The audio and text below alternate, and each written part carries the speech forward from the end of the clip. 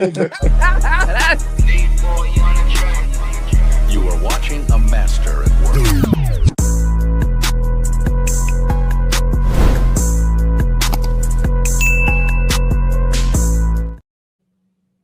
Yo, man, we back with another episode of the E-Lab podcast, man. Hey, man, we finally hit 2,000 subscribers on YouTube, bro. God, dog. It only took... It's crazy to get 4 million plus views, and it takes as long to get 2,000. Oh, my goodness, bro. They watch it every day, and they still won't hit subscribe. Wow. You know it's fucked up when you come to the page. I know who hit that button, though. I know one fan. He talking about them 8 views. He said, man, let me go ahead and just hit that sub. Hey, Mr. 8 views hit it finally. Mr. 8 views hit it. It don't take nothing to hit it either.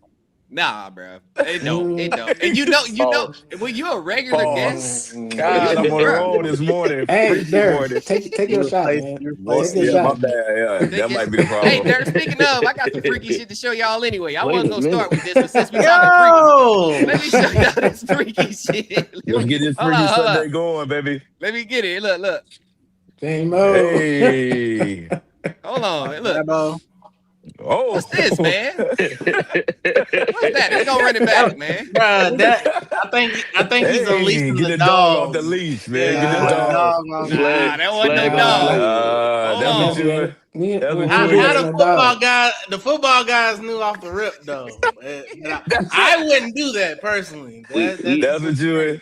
That's what you man, y'all done hold on. No, I don't like that because y'all done paused me for way less. Y'all done paused me for way it's still crazy. Listen, it's crazy, but that's I know. That's what you and bro was doing when you got his number. He talking about the club. When you got we talking about that dude's number. Yeah. He said, that is, I think it would have been cool. Jameis got too loose at the legs, bro. Something was going on with Jameis Winston's legs in the back. I don't know, bro. It didn't look right. Ain't no way you do that and be cool. That's what you don't walk no dog. I ain't never walked a dog like that, B. I ain't never walked a dog. Don't walk me nowhere. No.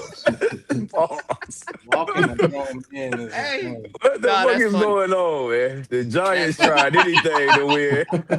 And they thought that they've been working that shit all week too. They tried quarterback and start running back. He said, when I do this, you gonna do this. And then we gonna do this. This gonna kill it. No, that's fun too, right? You're right, because they practice that shit. We practiced that a couple times. Yeah, they trying to. And at no point in time did we think, nah, this don't look good. At no point. The moment he turned around should have been a problem. Yeah. Hey, they trying to pause. Hey, he rolled him like a red though. Let's remember that song. He did that San Diego shit, that California shit. That's a fact, man. Hey, B, I got something else for you though, B. So you remember a while ago you asked us this. You said, where do they learn this foul baiting shit at? When did that become a thing? Look at this, man. Look at this. Hold on. Hey, there it is. That's the one. T finish. Need one. T, that's the one. Up to him. Yep. Got it. Yep. Nice. Yep. Yep. See it? Foul. Oh yeah. Just because, bro. I told you. There it is. 3, 2, 1. Come. I like it. Low to high. There it is. 3, 2, 1. Got it. Choose, bro. So low bump. Step. There it is. Come on, T. There you go. They practice getting fouled and practice flopping. They practicing the foul baiting. So B, you ask, do they practice that shit? And I think they practice. Now, the worst part about it is they was actually getting some good work in before that. When it was him, Ron and Jalen, they was doing some good stuff. I don't know. I mean, that full court thing they was doing just now don't make no sense to me, man. Ain't nobody doing that, man. I feel like you gotta do it in full speed motion if you gonna do like you gonna who just bump you like if you go in full court, like he might bump you on the initial ball, like when you coming up, but like he gonna go to this other way. You gonna have to catch him. Like y'all not just gonna stay going on the court hitting each other. I don't. He just teaching you how to do it just in case you get the contact. He's showing you at every angle. He's showing you at every angle how to flop. That's what he's showing you. Yeah, it was weird. Is that nasty? Nobody practice. Yeah, I mean, it's part of the game, though. It is part of the game now. So he probably told him trying to get to the free throw line 4 to 5 more times. That's true. Yeah. But you know what too? I think that if you're gonna do that, I don't think that's something you put out either. Like don't show especially with the energy around the NBA that y'all flop and foul bait a lot. I still don't think you put that tape out. That's the problem though. They showing too much. That's the secret sauce. Like, why we showing everything? That's the secret sauce. What'd you say, Red? You said it's the trainers. It's them trainers. Them trainers are trying to get more, people to come in, more people to, subscribe or under their class. That's they putting all their tapes out. Yeah. You ain't supposed to show like you said. You ain't supposed to show the secret sauce. You shouldn't have shown. You shouldn't have shown. Them niggas lit though. They had Bron, Jalen, and Tyrese Maxey, so them trainers just get to it. Yeah. Well, them the ones that had D Wade and They Cambridge out them too. Yeah, they got a little co-follow. Yeah. Okay. Yeah. Okay. So that dude's go ahead, Rick. Go ahead, B. Like I said, some of the other clips I seen from them, they was doing like legit stuff, like in game, like pick and roll, read and react, a lot of that stuff. But also, they probably just adapting to what's going on in the league for real. Like they doing that stuff, so they gonna bump, you gonna do all of that and continuation. So that is what he was trying to teach him too. Like instead of taking that foul and shooting the off balance shot, he's saying take another step and get comfortable. Exactly. You already got the foul. Go ahead and take another step and finish. You feel me? So it was some madness. It just looked weird. Method. It was some method to the madness, but it's just I know you had asked us, do they practice that shit? You said that a while ago, and they do. They do, man. But anyway, so look. So speaking of the East now, how y'all feel now? Klay Thompson just got picked up. He went to the Miami Heat. How y'all feel about the Miami Heat roster now? As is the Miami Heat a top team in the East? No. Let me just say that. A top team in the East? No. I don't think adding Klay Thompson at this point in his career makes you any different. Where's the cutoff? Where's the cutoff in the standings to make you a top team? I say top four. Yeah, I say top four. I think you ain't got him in the top four? Oh, dang. I think for what they needed though, he gonna fit the mold because you got two guys that's gonna clog the paint up and he can knock down an open shot. So they get more shooting. So I think he'll have a good shooting season for percentage wise. Yeah. So I think he gonna get a lot of open looks for sure. Yeah. What'd you say? But if you've been following him though, like even when he was in Dallas, like he's not really shooting at the same clip that he used to shoot at. Now you can say there might be more wide open, but he's not the same guy. So it's good. They definitely need shooting. We all agree on that. I just don't think that we added Klay now because I didn't have him in the top four before Klay. So I ain't saying they contender though. I just think with Klay, I think he had a position in his career now where he's okay with that position. I think when he was in Dallas, I don't think he was fully okay with just being a shooter. I think in Dallas he still was trying to prove he could do some other shit. I got a response to that, Red. I do. I want to. I got a response, but I was gonna let Ted say. Okay, Ted, how you feel about the Klay Thompson thing, man? Pick up. I think it was a real good addition, right? I know that the biggest question mark is how much does he have left in the tank, right? You contended 4-time champ, yada yada. You thought you was gonna go to a situation where it looked good, right? You was gonna go see with Kyrie and AD, and then they blew the team up, and then a lot of injuries happened. It was like, dang. So now you're going to a situation where, like y'all said, it's paint dominant. You got two paint dominant type of players that can be able to kick it out. So I don't think the question is how well is he going to shoot or how well is he going to do. How well are people going to find him? Because even with that being said, besides Giannis, I don't think that anybody on that roster is looking to pass first. They're so used to being role players where now they got somebody that's a catch and shoot guy like that, of that caliber. It might be some adjusting. I know it's easy to just pass it to Klay Thompson after a dribble drive, but just, you got to figure out where people like to catch the rock, you know what I'm saying? And just all about timing. So I think that they have opportunity to be a top four in the East. I say it to y'all all the time, bro. Regardless of the movements and things of that nature, the East did get better, but to have a clear contender that's not the Knicks, they have opportunity to be a top four for sure. Red, I want to respond to you though. So when you said about his role with Dallas, I think So y'all remember, right? We got Kyrie, AD, and Cooper Flag. Klay Thompson was supposed to be the 4th or 5th option, but with all of them going down, his role was bigger, and I don't think he was ready for the role that he got signed or got put into. Like, they needed him to be their second best player out there with Cooper Flag and them. You feel me? Mm-hmm. So I think, and I don't know, this might be crazy. Does Meg the Stallion at all affect him out there? Does that relationship matter? You know what I'm saying? I don't know. Because he was dating her, you know what I mean? I mean, he was shooting bad before and after her, so it's like, I don't think he's like he was trash anyway. I think you gotta take ownership in that one, Klay. Like, I mean, it was already a problem, but again, we don't know. You know, he was bouncing back from injury. We don't know where he was at on that side, and I think Red's opinion on the matter is really probably the most practical. That his mindset wasn't ready for the role that he was taking on at the time. But I also like what Teddy said about the Heat too. Like, I said they're not top 4, but I'm not saying they can't be because I'm just going off what we know right now. I don't got them in the top 4. But you feel me? If Giannis is his best self, you know, with Bam, like people in trouble. A lot of people in trouble. Yeah, Klay can just hit 2 to 3 threes or make 2 to 3 threes a game.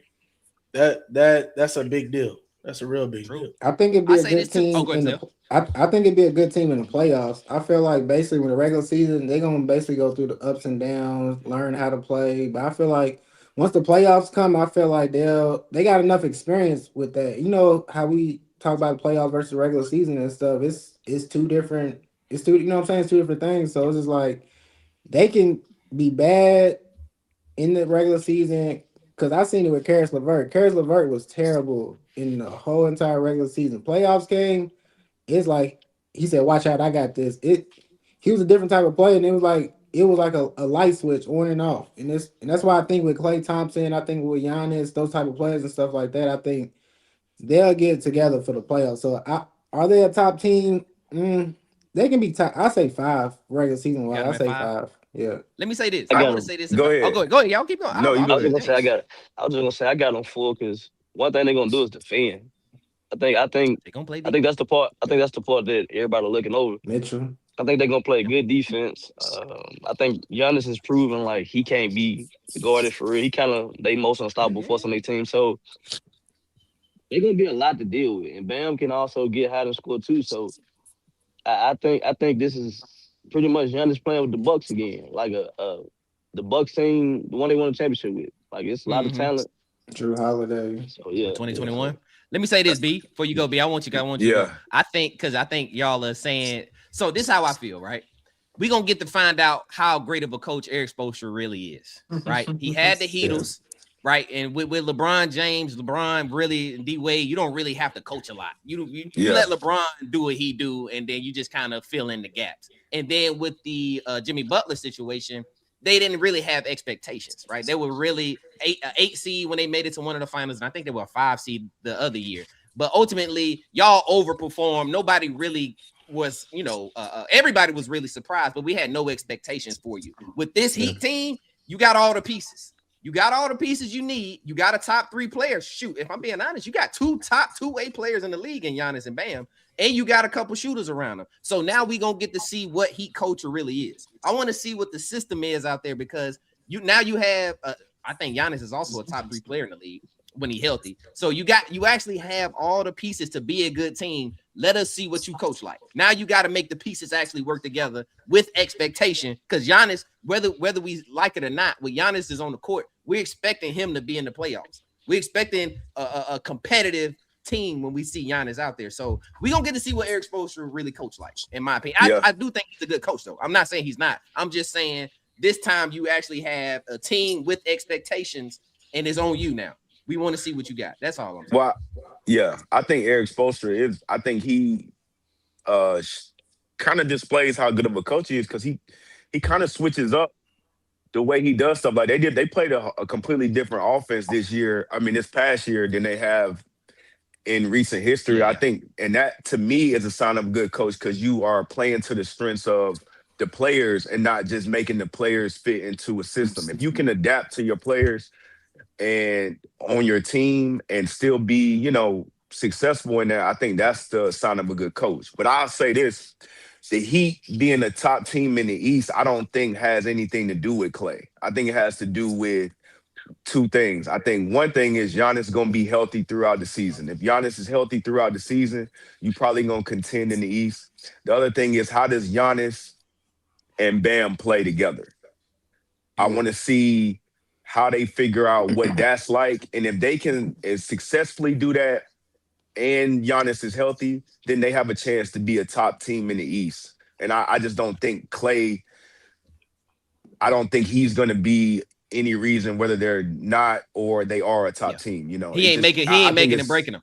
I think it's solely based on if Giannis is healthy and Giannis and Bam can coexist. If that happens, that's real. Because like I said, Klay Thompson is a piece now, so he fits in. He'll knock down shots for them, but it's running through Bam and Giannis. Whatever they do is however they are, how healthy they are, how good they are together is going to determine if they're a top team. And if all stuff works out, they'll be a top 4 team. You're right, though. Sure. Go ahead, Tate. No, I'm saying you're right, though. And kind of go back to what he was saying in regards to questioning the coaching ability of Eric Spoelstra. I think one thing is for certain that they can't deny is the conditioning is going to be top tier. Anybody that goes to Miami ends up in the best shape of their lives. Their conditioning program is top tier. It's just to be able to buy into the system and be the player that you are. Giannis has the opportunity to have the ultimate green light, and he has pieces that are arguably better than that championship team when they did their thing with the Bucks. And it's either you got to make it happen or you don't. The same way that we have that question mark about Joel being healthy or not. It's not as extreme, but Giannis has been hurt when it matters. Giannis has been hurt when it comes to overloading what he does as an offensive and defensive player. So by the time the offs come, he's fucked up. So I say this too. I want to say this about Davion Mitchell. Everybody I think everybody remembers or knows Davion Mitchell because he's a defender. But when he was in college, he could pass the ball. He's earned his stripes in the NBA as a defender. But when he was at Baylor, I think he was the best. He can pass the ball, bro. He's used to being the guy. Where did he finish? Where did he finish in assists? Because 6 in college, he was 6 assists. No, I'm saying where did he finish this? Oh, in the NBA. Season? Yeah. Oh, it probably ain't. Let me look it up. I think he had to do what he had to do to stay on the floor. No, but I'm saying I'm only asking that, Red, because I feel like I used to check on him a few times because I bet and I would see him up there high. Yeah, Tevin, he had 6.5. He averaged 6.5 assists last season. Yeah, he was cool. He was cool, but you gotta understand, like the main scorer that was on the team last year was Norman Powell. Norman Powell was an ISO guy. Yeah, so you can't really create that offense for their best player when Norman Powell likes to kind of go through the motions and try to size people up because he took a offensive leap on who he was years before. So like Davion Mitchell was really just in there to play a Drew Holiday type of role. He was to cause havoc and cause hell for everybody on the perimeter and then get his shots when he can. But I think that now when you add Giannis and you add Klay, the spacing looks a little bit better because it's not so much attention on you. So as long as he hits the open shot and can get to the free throw line and knock him down, he'll be fine. I also think Giannis is a good passer. Go ahead, B. I was kind of going that route too because if he had 6.5 assists last season with that team, I only expect like 8. 8's really the minimum. And it could be close to what it is, but I just think with Giannis and Bam, he's gonna get probably 8 easily. Go ahead, B. He shot 40% from 3 too last year, y'all. He shot pretty well from 3. I was gonna say, I was gonna say two things. His offensive game has gotten a lot better. From a scoring and a shooting standpoint. So that's one of the things. And the other thing with the Heat, they were, if not, I'm pretty sure they were the only team one of the only teams in the NBA that didn't do a lot of picks and screening rolls. They was probably like last in the league in that. They was doing a lot of just like catch and attack things like that. So it'll be interesting to see how you put Giannis in that. Are you gonna go back to setting some more screens and rolling, and then you might get some easy assists like that because a lot of that was more ISO, like I get the ball and I'm just going downhill. But you can go downhill and catching. I mean, go downhill and kick for assists too. But I think his assist numbers will go up with Giannis, especially if they get back to pick and roll. The only reason I'm not sure his assists go up is because Giannis is gonna have the ball. Yeah, true. Like he is really heavy usage. He can pass. I think Giannis can pass the ball, but he can pass. If Davion's gonna get his assist, it's gonna have to be in a half court set because I think if we in transition, they get that bitch out to Giannis or Bam. But I think Giannis. Go ahead. Oh, what's up? I don't think it gotta go. I don't think his assist gotta go up. I think it stay the same. I just think for him and Klay, you just gotta knock down open shots. That's what it's gonna come down to. He's gonna get at least 3 to 4. And he'll get at least 3 to 4 shots a game. He's gonna have to make. Wiggins gonna get at least 2 to 3 threes. He's gonna have to hit a game. Klay gonna get a bunch of threes. So they're just gonna have to knock down the threes because everything in the paint gonna be Bam in a Giannis. Yeah. So they running Giannis at the 5 too right now. They got it projected as Giannis playing the 5. They running Bam at the 4 and Giannis at the 5. So that's fine. That's gonna be interesting. I don't think we got to really worry about one that 2 names. Yeah, ain't that many big men. So it'd be. You only got to worry about like 2 names on the calendar that will really give him smoke. True. Yeah, that's true. I'm just thinking are the only people that I'm worried about. And even if they do get the best of him or he gets in foul trouble, you can just swap with Dame. That's what I was about to say, Ted. That's why I was more worried about foul trouble. He won't get in foul trouble to Wemby nowhere though. If we being honest, he gonna get Wemby off the floor, so it makes sense. Yeah, because he more aggressive. He gonna get Wemby off the floor quick. He the only one that attacks Wemby anyways. Yeah, so that's true. The only way he gonna really have out east is gonna be the Joker. Y'all say Joel gonna miss 40 games, so he ain't even got to worry about him. Yeah, it ain't really. He don't. Unless Jalen Duren. Has Jalen Duren signed yet, Zale? Is Jalen Duren still not signed? Man, that's crazy. He just had a JD day back home in Pennsylvania. He got his little. What's that mean? JD. Basically, like like for him. Yeah, you know, he had his little streak, Jalen Duren way and stuff like that. So he ain't even. He ain't even tripping. He probably blowing his nose with a $100 bill right now. He ain't tripping on that. They might as well pay him. Ain't nobody trying to come to Detroit. Ain't nobody coming, man. Y'all done missed out on everybody. Not everybody going for real. DeMar DeRozan was the last little hope I thought for you. It's the city. It's a city thing, man. Like, it's Detroit don't like to pay players. They don't like it's. You know what I'm saying? That's the reason why Barry left. That's why Calvin left. Like, it's a whole entire city thing, man. So it's a city thing. I'm used to it. Let me ask y'all. Oh, go ahead. So let me go by teams real quick. So is Detroit better than the Heat with Jalen Duren? I'm assuming Jalen Duren signs. Yeah, Detroit. Yeah. I'm gonna just. You ain't got them, Rick? No. You ain't got no, bro. Because I think y'all underestimating Giannis. Like, Giannis going all that shit we seen with Detroit. No disrespect to Detroit, they good, but Giannis gonna nip that shit in the bud. They meet in the playoffs, that shit over with. I'm gonna just give them the nod for now.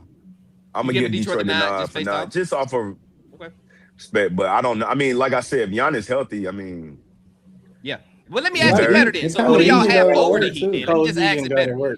Yeah. You said who do y'all have over the Heat? Yeah, like in the East. So you got Philly, you got the Knicks, New York, Philly. Then you got Boston. It get weird after that. Knicks. He said it get weird. That's all I'm asking. I got Boston. It do get weird after that. You got Boston, Tevin? I say No. I got Toronto. 3. You got Toronto? Is that with Kawhi or without Kawhi? That's with Kawhi. That shit just got lifted. Kawhi free. If Kawhi comes, if Kawhi goes to Toronto, I told you it get weird. Kawhi out there cleaning up his play. and shit. Y'all seen him lately? I seen him in China. He did. So it was real. He out there doing player development tutorials and stuff, cleaning up his image. I said, I like this. He out there laughing and shit. Real. He took the dreads out. Yeah. Is he gonna play? If he gonna play, then they're good. And he really kept Buddy to it. He kept Buddy under 60 points too. He brought like 101 or like 30. 35. He had 35. He was lighting that shit up. Yeah, Paul George. What about the Cavs? Y'all got the Cavs? The Cavs better than the Heat? Nah, they cool to go. I forgot about Peyton. So it sounds like y'all got the Heat at 3 then. I forgot about that. That's what I just said. Y'all, I ain't a part of y'all. Shit got weird early. I don't know what I got. What about the Wizards? What about the Wizards, fellas? How the Wizards? Oh, we in trouble. Yo, cut this shit, man. Out the mud. Listen, hold on. Your initial, you just hear Wizards and be like, fuck out. Listen to the team, though. Think of the team. Go ahead. Hey, name the roster. Wizards roster. You got Trae Young, Trey Johnson, AJ DeBanza, Ant Davis, and Alexander Sarr. Yeah. And you got that's the starting five. And you got whatchamacallit as the backup big, DeAndre Ayton. DeAndre Ayton on the team dominating. Man. That shit sound like a play-in squad. Man, this shit the East, bro. Y'all act like the East is hella tough. Y'all got 2 teams in the East. Hold on, relax. Hold on. Hey, See, man, don't start relax this on the East, man. Don't start this disrespect again. It ain't disrespect. It ain't disrespect. I'm just being real. I got Who you got here? Boston Knicks, Philly. And then if Toronto gets Kawhi, I'd put Toronto. Okay, so that's fine. What about the Hawks? What about the Hawks, B? How you feel about the Hawks? Hawks good. Hawks gonna be in the mix. I don't feel. I don't feel. They're gonna be that's defense. It's just a defensive team. In comparison to the Heat, though. In comparison to the Heat are better than the Hawks. Okay, but the Hawks probably like a 5 seed, 5, 6. I'm gonna say it depends on. I don't know if the Magic might. The Magic might be good, Franz, bro. I love that shit gonna be a 14. A 14 play. Y'all think the Magic might be good for the 5th pick, for the 8th pick? Everybody gonna have the same record over there. You think everybody got the same record? So Red, hold on, Red. So you don't think the East got better? You don't think the East got better, Red? I think we brought a few names to the East, and y'all gassed the fuck out of it. And wait, who is we? Who is we? Are you saying you a West guy? You and everybody else that are East guys. Everybody to the East. Oh, okay. Can I bring some clarity? Who y'all bring besides LeBron and Kawhi? I just said Peyton Watson. He an upcoming pick. Oh, Peyton Watson is a who the fuck is Peyton Watson? Who is Peyton Watson? Oh, you gonna find out. Can I bring some clarity to the conversation? I'm not being disrespectful. I'm just saying the names we was talking about. That's a good question, Red. Who the fuck is Peyton Watson? He's on his way up. But I'm saying y'all said the East got better. I'm just saying Kawhi went to Toronto. Okay, outside of Kawhi and LeBron, what we talking about? I mean, he still got Giannis. Spell his name right. Hey, real quick, his name right. Can I bring some clarity to the conversation? Go ahead. I need some understanding too. Are we talking about what these teams are right now before the season starts? Or are we talking about what we think they're gonna be? I'm asking by the end of the regular season, who has a better record by the end of the regular season? Okay, that's different. All right, well then switch it up. Yeah, I have faith that the Heat will figure it out and they'll be a top 4 team. Okay. I thought you were asking pre-season. That's different. If we bro, we were just having this conversation. No, Red, there was 100 people talking, and when he initially asked it, he said, I mean, it's right there. It's under us. He already top blank team. So I got to go off of what I know right now. But if you ask me, will they be a top team? That's a whole different conversation. That's the conversation we always have, Tim. A question for a question. Red, you be having your own combos. It's cool. What? Don't worry about it. You just stay in your word. Good. Look. Stretch yourself out. Don't do it. Stay up there. Can I ask you another question? Wait. Stay in the middle. Okay, I'm sorry. Stay in the middle. Get on their ass, Tevin. No, fuck it, Tevin. Get on their ass. No, get on their ass. No, hold on. He always telling me stay off the cup. What the fuck is Tevin talking about right now? I didn't tell you to stay off the cup. You don't understand what I'm saying because you own the cup. But again, I was giving you a pass and just trying to push forward. What? Yeah, you on the cup, bro. Chill. Did you get the clarity there? No, I don't know what he's talking about. Dirk wasn't paying attention anyway. He said the same thing. Do you want to know if the Heat? It was for me. Or do you want to know if the Heat good now, or do you want to know if the Heat gonna be good later? That's not the same thing. Somebody says that Busy Bone. If you think that's Busy Bone from Bone Thugs and Harmony, I need to test your drink real quick. Who they talking about, Ted? Busy Bone. They got you talking about Ted. Is he Busy Bone black though, right? He Ted been around this long enough. He fitting in, bro. That is sick, man. Come on, man. Let me, look, real quick, y'all. Go, Rick. I'm talking about all black people because I know you be around black people. Where who came to the East? Take it as a compliment. Who came to the East, Red? Besides them just them. It was just Bron. It was Bron and Kawhi. As far as the top teams, I mean Anthony Davis technically. Anthony Davis. Yeah. If you get, but as far as we're not worried about Mr. Glenn. Peyton Watson. This the conversation I was reading. Hey, Zell, bring it up, Peyton Watson. That's some diabolical shit. Peyton Watson is a good fit for the Cavs, though, y'all. Nobody has ever talked about him like that. You better talk about him. He got paid. Making $80 million in today's cap. He got like 89. Why they gave James Harden 97? Have we talked about that yet? I don't know why they paid James Harden like that. This is James Harden, bro. He got 37, ain't he? 38. How old is Harden? Well, he got 3 more years of that. With Dirt, they had to pay him because wasn't nobody else out there. So they waited so late. No, I ain't even. I keep sounding disrespectful, but I ain't trying to be. No, you're right. You're right, though. No, you're right. Out there, so they had to pay him. And then I think right now, shit. God damn, they had to pay him that. You know how to make it work. I mean, you can't give. Sorry, Ted. You can't give Peyton Watson $88 million and give him 80. What kind of checkbook are the Cavs working with? 3 years. I seen something where it said Kuminga basically played himself, and now he got to be a Laker because ain't no money nowhere else. I got a quick question because that's how I know the NBA is like all over the place and it's diluted. Everything stepped on, bro. Harden got the contract that he got. Y'all know Harden's my boy. I fuck with Harden. Harden got the contract that he got. Tyus Jones still in the NBA. Dennis Schroeder still in the NBA, and Russell Westbrook is not. I know we talked about this last part, and we said that he kind of left on his own terms and XYZ.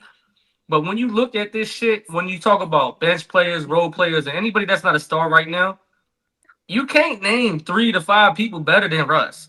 And that's why I say, when you are yourself and you are authentic like Russ is and has been his entire career, they hate that shit. If you don't conform to whatever the fuck they want you to be, they get you out of there. But in regards to talent for talent, they lost out on a real one. That shit's sick. Russell Westbrook can give you what Peyton Watson giving you, bro. But that's what I'm telling you. He can give you. Peyton Watson is a really good defender, and then it just stops. Like right there, it stops because he's been hurt for the last 1.5 seasons. But options, Red. What was his last about the teams? Yeah, they never really told Wizards us. And the Kings. Wizards and the Kings. Kind of too, but more than likely, he had more options than that, y'all. They was probably giving him watered down. Like, hey, bro, you know, you ain't gonna be what you used to be, but you're a veteran. You know how they do it. They're gonna spin it. You telling me that 15, 5 and 5 is vet men? Right. Nah, but what I was gonna say though, Ted, you can't really get away with bringing him. You said who was the two? You said the Wizards and the Kings, right? Wizards and the Kings, Red. Wizards and the Kings. The only one you can kind of get away with saying he can come off the bench would be the Wizards. You can't bring him to the Kings and bring him off the bench behind A-Cup, especially when he got the career he got. It'll muddy the water a little bit. Right there. I like what you said. So when should we come to a point where like unproven lottery picks automatically get the nod over seasoned veterans? Like, I want to know when that ended up being a thing where you automatically are a top guy, you reigned in college, which is fine.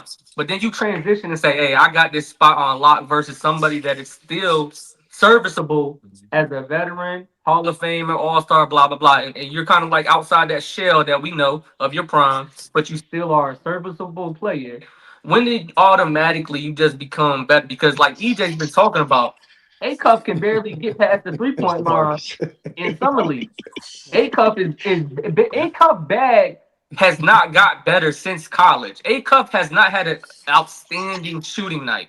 And you telling me that him gets the nod over Russ that I've seen blow past people at 36, 37.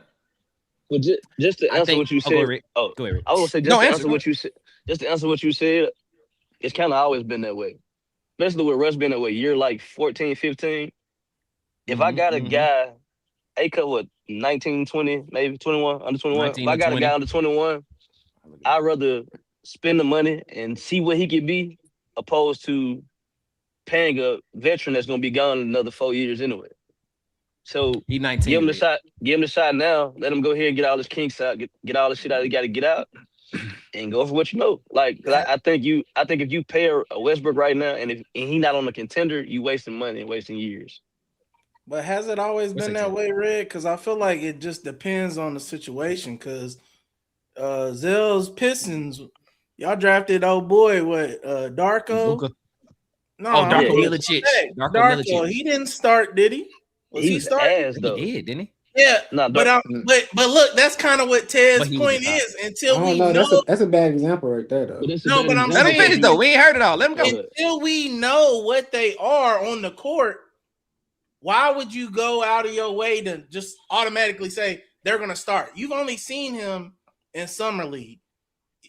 All I can think of, just like football, is that you're ready to move on to the future. Like, it's not about winning. It's about, I want to develop this player right now, even if it means we're going to take some L's at the moment. Let me just go ahead and throw him in the fire. We'll figure it out later, because that's what they do it in football too. They're probably going to start Mendoza, even though he's probably not ready, and put Kirk on the bench when you could just let Kirk start. But football, future. But football and basketball different though. Like in football, everybody has a chance to go to the championship in football for the most part. Everybody. In basketball, you kind of know. I'm not saying like it's easier, but you got a better window. In basketball, it's like you don't know for real. So it's like you do know. When he played for the Kings, he's not going to the fucking championship. so he might as well just let him get his rocks off now. So, right. So then this is my only pushback, right? So with the Cavs, the whole point of this conversation is James Harden got a retarded contract. They're underperforming in the playoffs, right? And this is my guy, and I'm being real. He got overpaid for a lackluster performance. They still feel like he has a little bit of game in his tank. 80 mil is kind of crazy, or whatever number that you said, E. But then 97. What? Huh? 97. 3 year 97. That's he even get more insane, Jared. So right there, what makes you think that Malik Thomas doesn't go crazy in the first couple of games and automatically takes minutes? But you say, well, since we invested 97, he's not gonna get those particular minutes because we already paid Harden. But he's a better defender. He shoots more efficient. He can guard 1 through 3, and he's playing well, and he gets you 15 off the bench.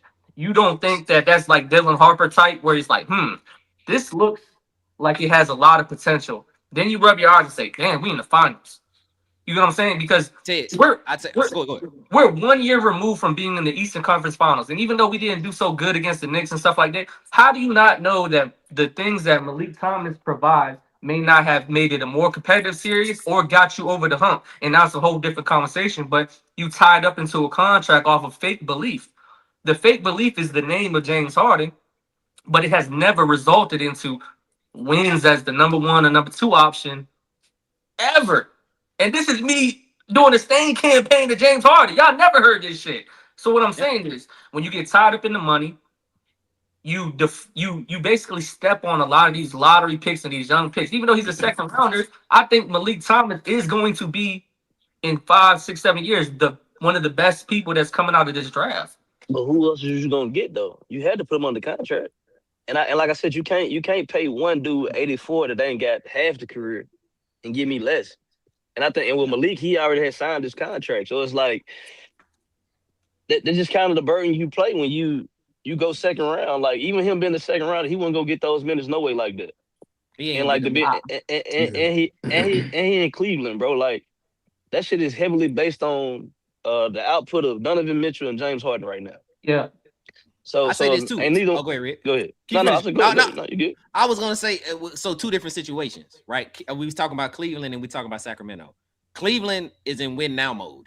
As much as we talk about James Harden, I still think James Harden is around 23 and 10, 23 and 9. So he's still producing at a top 15, top 20 player type of level. So you pay him that money because we also don't know if Donovan Mitchell's going to re-sign with us. So we gotta maximize our wins now. We gotta go. They're trying to go win a championship right now. So with the Kings, we playing with potential. We know we ain't finna win. Russell Westbrook, why am I gonna pay you 2-year $8 million when I know we ain't winning and we can just try to see what we got with Darius Cuff? Right. We just trying to so I think that's the only difference I think in what you're saying, Teddy, is that Cleveland is in win now. James Harden, I mean, again, like Red said, if you don't pay him, who do you get to fulfill that spot? Because you traded for him, right? You traded your guy for him. You traded Darius Garland for him. So You gotta pay him because that's. I mean, shit. You But I all think in that it. the only reason why you're doing it is not only because yes, the 23-10. I'm not gonna ignore that, but I also feel like you don't want it to feel like it's buyer's remorse. You don't want to feel like okay, we moved Garland because he got 1 foot injury and we panicked and we said okay, let's go get James Harden. Let's sell high, and then now we have nothing in return. Like Dirk talks about it all the time. Like the Cavs have nothing to offer, and they don't even know if they're gonna get their best player back next year. So it's like they're panicking. You're talking about win now, but what I'm saying is just like being confused and win now, and if you're gonna win at all, like I don't know if you can do it again. I don't know if this was fool's gold last year. Is what I'm saying. I don't know that you signing James Harden is gonna get you back to the ECF. I don't think so. I think it's been fool's gold though. I think this shit was. I think We it's been fool's gold. You think Donovan Mitchell's fool's gold, Red? Like, I think. Well, we kind of. You said this a while back. You said it a while back. You don't think Donovan Mitchell could be your first option and win. Yep. And I think he in the situation to where he can't. I don't think he. I mean, I think he was in a better situation to do that in Utah than he would be with the Cavaliers. And he's had better teams than the Cavaliers, but the Cavaliers is just not a place known to win without LeBron James. We've been so it's like he's past stats over there. Go ahead, Zil. Yeah, now, Dirk disagreed with something earlier. I'm just saying. I feel like what Cleveland right now is like. You can say it almost feel like empty stats. Basically, Donovan Mitchell got his extension. James Harden got 97. Peyton Watson got 88 million. Like all three of those can be looked upon as why. You know what I'm saying? A lot of people can be like, why you pay these guys all this money and what do y'all expect to come out of it? And then just like, you know what I'm saying? It's just like who knows? But it's like at the end of the day, these boys got paid, and it's like, well, they're gonna have to do something because if they don't do something. You know what I'm saying? They're just gonna look to fire the coach, and they're gonna do the same thing again with the same players. So I feel like it ain't gonna really equal to too much for real. You know what I'm saying? Just like it's gonna be the same thing with Cleveland. You're right. Y'all agree or disagree with this? Go ahead. That too. Donovan. No, I'm just gonna say, Donovan Mitchell did extend his contract in 2026 last season, y'all. So he did sign a contract, but 4 years, 273 million. God bless him. Yeah, he did this summer. That's what I'm saying. That was part of this summer. So that was this summer. He just did that. Yeah, he just did that. So I mean, that's his commitment. But this circles back. Still don't mean his ass can't ask for a trade though, Ted. That's all I'm saying. That's true. That's what I'm saying. Because I'm going back to what Red is saying. I'm double downing. Donovan Mitchell's not going to be a certified number one option no matter where he goes, whether he extended or whether he decided to test the pools in regards to getting traded again. I mean, like. He is a phenomenal scorer, and he has been electric for the last couple of years. But in regards to making your team better, in the playoff runs, he's disappeared in some moments, and that's what hurt him the most. And he's also went against some really good competition. But this is as best as your team has ever been, right? You think that this Cavs team is better than any Utah team he's ever had? I think so. Can I ask you a question though, real quick? Yeah. Was it his job to make them better, or was that James Harden's job when they brought him in? I felt like when they brought James Harden in, that was to take the load of having to make other players better off of him. They just I'm averaging 10 downs my first time coming into the team and into the situation. I think I've been doing a great job to be able to get my teammates involved, but it doesn't help when I get to the playoffs and I nut up and I have a basically a decrease in offensive production and scoring. So you negate who you are and what you got brought here for, right? We brought Keon Ellis to the Cavs and didn't even play him in the playoffs like that to be talking about it. You brought Ty Jerome into the situation to be a 6-man, DeAndre Hunter, and y'all got rid of them because y'all were panicking. And now we are paying for the consequences of panicking and getting rid of all these players that could have got us over the hump. You telling me what Ty Jerome is doing now with the Memphis Grizzlies and what DeAndre Hunter is doing now wouldn't be substantial off the bench to be able to help the Cavs, but you tied into so much money with James Harden, he goes down 10 points in the playoff from his regular season stats? I understand what you're saying, but I think you said it earlier. I think it's the fool's goal of getting James Harden. I think this has been James Harden historically his whole career. Not his whole career. Afterwards, he's talking about in the playoffs. I'm talking about the playoffs. I'm talking about the playoffs. I'm talking about just the playoffs. Yeah. Like you know you're gonna get a certified bucket and assist man all season. Yep. The reason we got you though on this team was to get us over the hump, and I think they made a bad move. Like, he's never been a get over the hump type of guy. I think it's one of those. You got when you had that conversation for the, the 2 or the all-time 2. That's what kind of lowered him for us, because he's not been a get over the hump guy. Go ahead. Hey, Dur, I got something quick because I've been holding this, and they kind of led to what I was gonna say too. Do we agree or disagree that getting James Harden ultimately hurt their chances of obtaining LeBron James this summer? Because I honestly think LeBron would have probably played with Garland. He probably would have considered more with Garland. And I'm not even the biggest Garland fan, but that would have fit his style of play more. Once they got James Harden, you can't have Harden and LeBron. You can't have both of them on the same team. 100%. You can only have one or the other. So they really getting James Harden was the biggest risk they took. Like, they have to have, like kind of Ted's alluding to it, they have to have this work because they fucked up everything they had potentially for the future by going all in on James Harden. So I don't know what they got to do to make it work. Mm-hmm.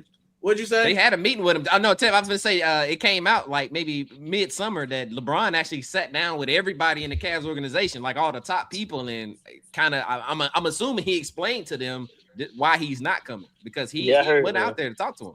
You know what I'm talking about? Yeah, he went up there and talked to him. And I heard he low-key asked for Kyrie. See if they can get Kyrie for James. That's what I heard. Hey, we can talk about that. B had something earlier, though. I want to. Do you remember what you were about to say, B? Well, I mean, I'm baffled by the fact. I understand y'all saying they had to pay somebody, but there's no way my eyes watched basketball last year and say I need to give this man 3 more years at $90 million. I'm sorry. But I think what has happened to the Cavs, and we keep talking about win now mode, but like win now for them, they not winning no championship. And win now what happened was Garland can't stay healthy and Evan Mobley didn't take a leap. And that's the real problem with this team. They assumed that Garland was going to be good and Evan Mobley was going to be a guy. And what has happened is they said, well, we can't count on Garland no more. He never is on the floor. So they trade for James Harden. And, they thought James Harden come in, maybe he'll up Evan Mobley's abilities. And he didn't do that. Evan Mobley's the same guy. And on top of it, it kind of, if you watch it, James Harden takes away from Donovan Mitchell. He just standing over, especially in the playoff, he was standing over there on the corner watching James Harden do stuff, and he wasn't doing nothing. So there's no way for me to say, I'm paying this guy $270 million, and I'm going to bring back this guy for 97. I don't understand what we doing. So, yeah, you win now mode, but you're not about to win nothing. So you're the only team in the second apron, and y'all just going for like I like Peyton Watson. I was just joking about him. He had a little run when everybody was hurt for the Nuggets, and he was getting buckets. I know that's why they got him. What got him paid, but that's not gonna do it. They tried that with DeAndre Hunter. DeAndre Hunter was doing great for the Hawks, and then they said we about to bring DeAndre Hunter over here, and then DeAndre Hunter came over there, and DeAndre Hunter was awful.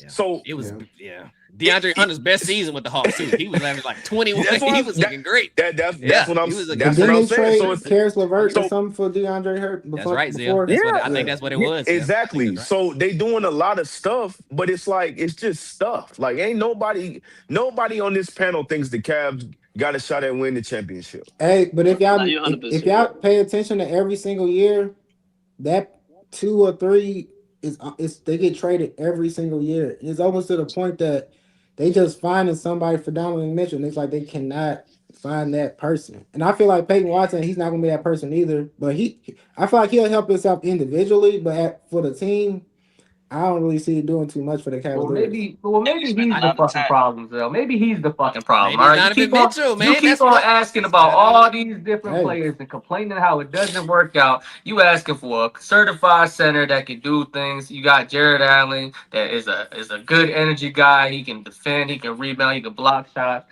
You got a skillful forward, Evan Mobley. You got James Harden. You had all these particular players on the Jazz, and nothing is working out. You told the front office you want to pay Sam Merrill and get rid of Ty Jerome. And Ty Jerome is way better than him. You told them to get rid of Hunter. Like I know Donovan Mitchell was responsible for some of these moves because when you were a superstar like that and you tied up with 250, they called your phone and said, "Hey, what you think about this guy? You like him? You want to keep him? Should we invest in him?" And he has a lot of conversation, bro. Donovan Mitchell may be the cancer that nobody wants to admit because he's such a bucket. We love watching him. He's explosive. He's exciting. He's electric type of player. But maybe he's the cancer. How about that? We talk about but you can't call me a counselor. I'm the most consistent player on every team that I've been on. Hey. That's the part that kind of, and I get the narrative, but it ain't my job to fit players around me. It's the front office job to get players to fit me. So the Cleveland Cavaliers have been historically bad outside of the time they got LeBron James as the first round draft pick. Like, we're not gonna act like the Cavs were just good. They were on a 40-year drought before LeBron came and brought something to them. So you were a great player and you went to a team that was trash and you're saying he's the most consistent. That's what you're supposed to do. You are supposed to get buckets. But hear me out. Since LeBron James has left, Donovan Mitchell is the only reason we talk about Cleveland. Yeah. So what I'm saying is, we at least I still get this franchise some TV time. This is what happens. No disrespect, and I'm not blaming Bron for this, but when you got somebody as good as Bron, this is the hole that it leaves in your franchise. Because you got new, up-to-date Cleveland fans thinking we're going to do something, and we just not. He took the heart and soul away when he left. If he'd have came back, he might have brought some vibranium back. But it's over with. Like, it's just, I don't want us to not. Oh, Tim, go ahead, Tim. I don't think Donovan Mitchell's a cancer, but I have some tough truth for us. I think sometimes as players and front offices, you got to realize when you got a championship Kyrie player. And if I want to elaborate, Donovan Mitchell, I'm gonna just keep it being. I don't think Donovan Mitchell's the number one. I've seen him in the number one spot for a long time. And he hasn't showed us that he can take over the game himself. The same thing happened with Kyrie Irving. And it's no shade to Kyrie Irving because at the end of the day, people are going to take that and be like, oh, that's bullshit. I think both of those are amazing players. But I think when you put them with somebody who is the guy who can take over the game, they can be their best selves. Kyrie hated to hear it because it was coming off like he was little bro. And it was disrespectful a lot of times, too, the way the media portrayed it. But he was best when he was with LeBron. And I think that's what Donovan Mitchell has missed his whole career. He has not had nobody to take. He's not like a floor general. That's not his role. So, and he's pretty much had to be that in order for these teams he's been on to win. And it's never going to be that. We all know this. Especially y'all, some of y'all, more knowledgeable about basketball than me, but he can never be the floor general. So until we get him a player who can take, you'd be like, hey, bro, like, hell, I would even say if he had a Jaylen Brown, that would be better for him because when it's all put on him, it's not working. And I think Harden kind of tried to do that. Like, I still got it. It's like, bro, Harden, still nice, but this ain't Houston Harden. Maybe if it was Houston Harden, we might have a different conversation right here. But we don't have that. So I think you got to put him with somebody who can and that's the problem. It's hard. He's still a top 10, 11 player in the league. Hey, so talk about somebody better. It ain't a lot. But before we pivot the move, I just want to say this though. I think it's kind of fucked up that we always say like he can't be a first option or this, that, and the third. I think we say that with the narrative and we look at everybody like we look at the LeBrons, the Kobe's, and certain players. Those like in recent years, you know, you got the KDs and all them. It's only certain people, probably 5 or 10 players that you're gonna say a name and be like, he just a certified first option. And they usually from the same 4 teams. It's either gonna be the Lakers, the Warriors, or the Thunder, or the, you know what I'm saying, or LeBron, wherever he's at. So I think these guys are first options. I just think they're in bad situations. Like usually when you have first options like this, they were on good teams at least. Like because they fall victim to bad management. I think a little bit. I think the gist of what you're trying to say is that everybody, even players can be first option, everybody's not gonna win. Exactly. That's what I'm saying. Yeah, everybody just ain't gonna win. That's the one. Exactly. Yeah, but that's the one. And what he also saying is, if I'm the first option, what are my second and third options? Exactly. That too, there. Right? Because if we talk about, we're saying Donovan Mitchell was in Utah, but I mean, they was in the playoffs, but who was his second and third option? So if my second, and if y'all can name them, then who was it? Hey, hold on, real quick.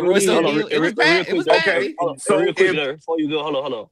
How do we still say James Harden the first option, or he's a better first option than Donovan Mitchell, when Donovan Mitchell is proven as well? So that's what I'm trying to get you. I don't think saying that's a question for the Cavs though. He's not saying that. That's like no. That was my question. That's my question for the panel. But go ahead, there. So what I'm saying is, I am a good number one option if my second and third option are Royce O'Neal and Rudy Gobert or whatever the fuck I got, and we make the playoffs and we compete a little bit, then shit, how many people can take this team and take it to the playoffs? I think that also and then when he got to the Cavs, who was supposed to be his second option?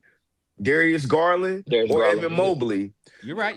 Are those great second options? Darius Garland can't stay on the floor. Evan Mobley we kept saying, man, he got potential to be KD or somebody, and he just still Evan Mobley. He's still just 18 and 6. Right? And they keep saying he gonna make a leap. He gonna make a leap. And he never make a leap. So if I'm the first option and these are my other options, I ain't gonna win much at all. So if you want to talk about people's, if he can be a first option, yeah, it's a lot of people can be a first option, but they have to have a good second and a third option. And if you don't, then you only gonna be so good, because the teams that are winning championships have that. They have second and thirds that you can count on that are healthy. And that play. And if you bring in a James Harden outside of his prime, no disrespect to his numbers, he might be the second option. But does this second option fit my first option? And I don't think it fits. I don't think it fits Donovan Mitchell. I think Donovan Mitchell needs the ball. I think James Harden needs the ball. So they and we're talking about guys in their 12, 13, 18 years. These are who they are. They're not changing. They're not changing who they are. And there's no incentive to change because you keep paying them to do the same stuff. So what the fuck, James Harden just got another 97. So he about to go out there and look over there at Donovan Mitchell and dribble that motherfucker and do whatever you want to do. And probably going to stand over there in the corner. Q, what up? I got something. Go ahead, Zell. What's up? But the whole, basically, I'm going to just, but basically with the whole winner versus great player and stuff, I just look at how Tevin was talking about the Pistons, how they had that long streak of going to the Eastern Conference Finals.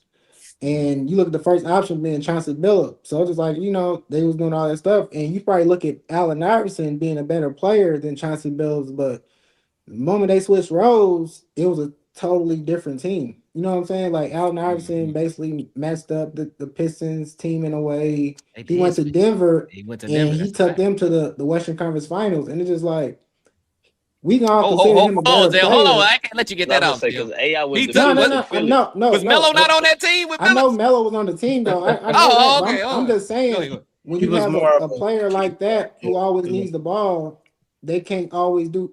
You know what I'm saying? So Chauncey Billups was a better fit for Carmelo Anthony. He had a point guard. He was able to distribute the ball. Same with Rip Hamilton. He had somebody to pass in the ball. The moment you get a person who needs to kind of like shoot first, then pass second, and kind of ISO, is just different. And that's kind of, I ain't gonna say that's the same with James Harden and Donovan Mitchell, but it ain't too far off. And that's the reason why it kind of is better when they had a Darius Garland type point guard. But them toe injuries, they kind of was like, they didn't know how much of a future they can have with Darius Garland with that toe. And I get that. It makes sense. But I don't think James Harden was your answer. You know what I'm saying? Like, out of all the point guards and players they get, I think they kind of messed up. And for them to double down and say, give him 3 more years, I'm like, I think they needed some, Zell. Y'all got to remember that Indiana series, bro. Yeah. Donovan Mitchell 2 years ago, he was going shot crazy. Like 40 shots. Yeah, he was, and they was like, bro, we got to get him somebody. And that's what it was. I think it was like a desperation move. Like, we got to get somebody. That was that he got whooped. But that's something. He got whooped, but he was out there shooting everything. But that same somebody they got is the reason they lost in the playoffs this year. Remember, I kept saying, and we was in the group chat. Oh, I ain't saying they made the right decision. No. He's saying they so desperate that they did dumb shit. I get what y'all saying, but I'm just saying, like, that same reason, that's why we lost. Nigga, ISO, bro, for 13 straight points. And then can I say this too, Red? Can I add on to this? If James Harden can't make you better, maybe you just ain't that good, Evan Mobley. I done seen James Harden make Clint Capella look like an all-star. So maybe Evan Mobley is just like we said. Nah. James Harden make people better, bro. Hold up, E. But it's different though. When you talking about a Clint Capella in a I forgot Brett name just said Evan Mobley. Evan Mobley can do more by himself. Clint Capella can't create his own offense. Evan Mobley wants the ball as well. So you got 3 guys who want the ball. Yeah. Like and when you got James Harden, you really, if you ain't pick a role in the kitchen this live, you really ain't getting assists. You could be a better player, but you don't have the motor. I watched Evan Mobley rip off 15 points in the first quarter. I'm like, damn, he about to go for a 30 clip, and he ended with 18. Did he get the ball again though? But the point that I'm saying is, you could be a better player than Clint Capella, which ain't saying much because he's a lob threat. But what I'm saying is, Evan Mobley has so much unlocked potential that he has not even scratched the surface because he's just not that guy. He is a very mild-mannered. He just basketball. Like, I don't know what's going on with him because he be going so crazy and then he just tap out. I don't know what's going on with him. Like, he has no drive where he's just like basketball. Like, I don't know what's going on with him, bro. Like, I've heard interviews where they ask him specifically. They say, "Hey, so what do you need to do to get better at attacking them?" He's like, "Yep, James Harden. Yep, Donovan Mitchell." I'm like, they're asking you a specific question and you go all over here. Like, hey, while we got all these people here, subscribe, subscribe while we on here. We got the 2,000. Subscribe to the damn channel. Go here, Rick, my bad. Hey, this is all I'm gonna say. Y'all, I know y'all all done seen the relationship podcast, right? We gotta do this for these NBA players. Stop going off potential. See these people for who they are, guys. These niggas ain't gonna do no different. These are millionaires. They are not trying to change. I'm telling you the same advice you just gave them. I'm giving you the same advice to give to Donovan Mitchell. No, I just think it's hard to talk about Donovan Mitchell because he's a proven bucket though, and like because me and you had this argument about James Harden. You told me this. You said James Harden has made the playoffs every year or whatever. That was your argument. I could damn near say the same thing about Donovan Mitchell, and he did it in the West with a worse team, and then now he's doing it in the East with a bad team. So it's the same. They the same guy. That's all I was saying to you. They the same guy. They are falling. I ain't mad at Reese. Can I say this? This is my last point so we can move on, fellas. This is my last point I want to say. I think Donovan Mitchell is a victim of circumstances. When I say circumstances, he's a 6'4" and he's a true shooting guard. Yeah. He's small and he actually is. He's not a point guard at all. He's not a point guard. I don't even know if he's 6'4". He might be small. So for his size and for how he plays, the NBA has kind of moved past that. Like you can't be Allen Iverson today and be successful. And that's what I just feel like he's in circumstances, right? If he was taller, if he was like 6'6", 6'7", I still think I just don't like the way he acts. Yeah. I just don't like the stuff that he does. Like there's some things that it's just funny. He don't like the way he walk, man. I don't like how he got all that money on that contract and started dancing funny at the wedding. Like I don't like that. Oh my goodness, go! I mean, hey, go ahead, man. Go ahead, Derek. Let's move on. I don't want to talk about the Cavs no more. All right, let's move on. We spent the whole. This is what happens when you get basketball people talking about. We weren't even supposed to talk about the Cavs. We wasted way too much time on the Cavs. That's the reason why we was talking because the Cavs. They not about to do shit. It was good. It was good. We can pivot. Let me ask real quick, y'all. Real quick. Ray versus Klay. Klay got mad. So let me ask the question because I want us to move past it. He asked, they asked the dude, said, who would you rather have for their entire career? Who's your answer? Ray Allen or Klay Thompson? We can go past. Ray Allen. Jesus Shuttlesworth. What are we talking about? Jesus. Jesus is better than you. Man, give me Like Klay. the first time. Nigga, Jesus, See, look at Tevin. Jesus, I can see man. the bullshit on Tevin's eyeball. Did y'all Seattle? see it? He was like, Yeah, man. that's some bullshit, man. Go ahead. Y'all go ahead with that bullshit. Hey, me and EJ had this conversation the other day. Yeah, we did. Hey, if Ray Allen was in this era, that shooting record might be closer to what we think. Them niggas be neck and neck because Ray number what do you say, 3 or 4? 3 or 4. And he only shot 5. And he shot how many a game? When it like the highest he ever shot a game was 8. But for on average, he had like 6 or 7 threes a game. You said the most he shot was 8? Hey, Red, give me some Basil Hayden with them ifs, man. Yeah. Give me some Basil Hayden with them ifs. Go ahead, man. This question an if question. If you put Ray Allen tape next to Klay Thompson tape, go put it on the tape. Find your 2 TVs and find them in their prime and turn it on. And you tell me what you think better. I don't give a damn what nobody's saying. Ray Allen is better at basketball. Hey, anybody saying? Damn, Ray led a team to. Yeah, I said that Ray led a team to the promised land. Say that, Zell. What you just say, Zell? Say it again. No, I want him to say because Klay ain't do it. So what's up? Yeah, no, I'm asking. Did he? No, he didn't. Okay, so let's look at. Did that's Klay why we comparing it. Basically, I got this, Zell. Let me cook real quick. Go ahead, Zell. Like in the kitchen with Zell. I got you. I got you. Check me out. Yeah, shout out. I got shout out. So listen. So we got 2 number 2s right here, right? No, you got number 1 versus number 2. You can call him a number 1 all you want, but you have a number 1 versus number 2. Let him finish. I want to hear where you going. You don't like what I'm saying, and that's okay. But history shows these are 2 number 2s. So if I gotta take one of the 2 number 2s, I'm gonna give me Klay Thompson, motherfucker who's breaking records as a number 2, and then he ain't even got a dribble. He just standing right there, swish.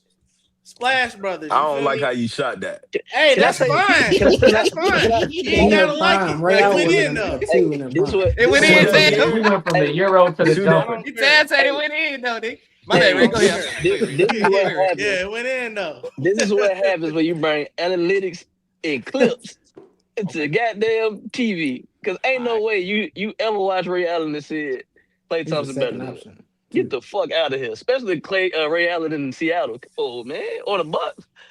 Hey man, I watched it this morning. I had to get hip, fellas. That late 90s. You turned that Jesus on. What you got? That was Jesus there. I was like, God. Go ahead, Zell. Who's talking? Zell, you got something? No, I'm saying like that 98 Bucks or even like that mid 2000s Sonics. Ray Allen was a top 10 scorer in the league, fellas. Can I ask y'all a question? Come on, dog. Man. Go ahead. He was a top Let's talk 10 about scorer. it. Go ahead, Ray Teddy. What Allen you about to say, getting Teddy? buckets. He gonna say some bullshit too. I can feel it. Go ahead.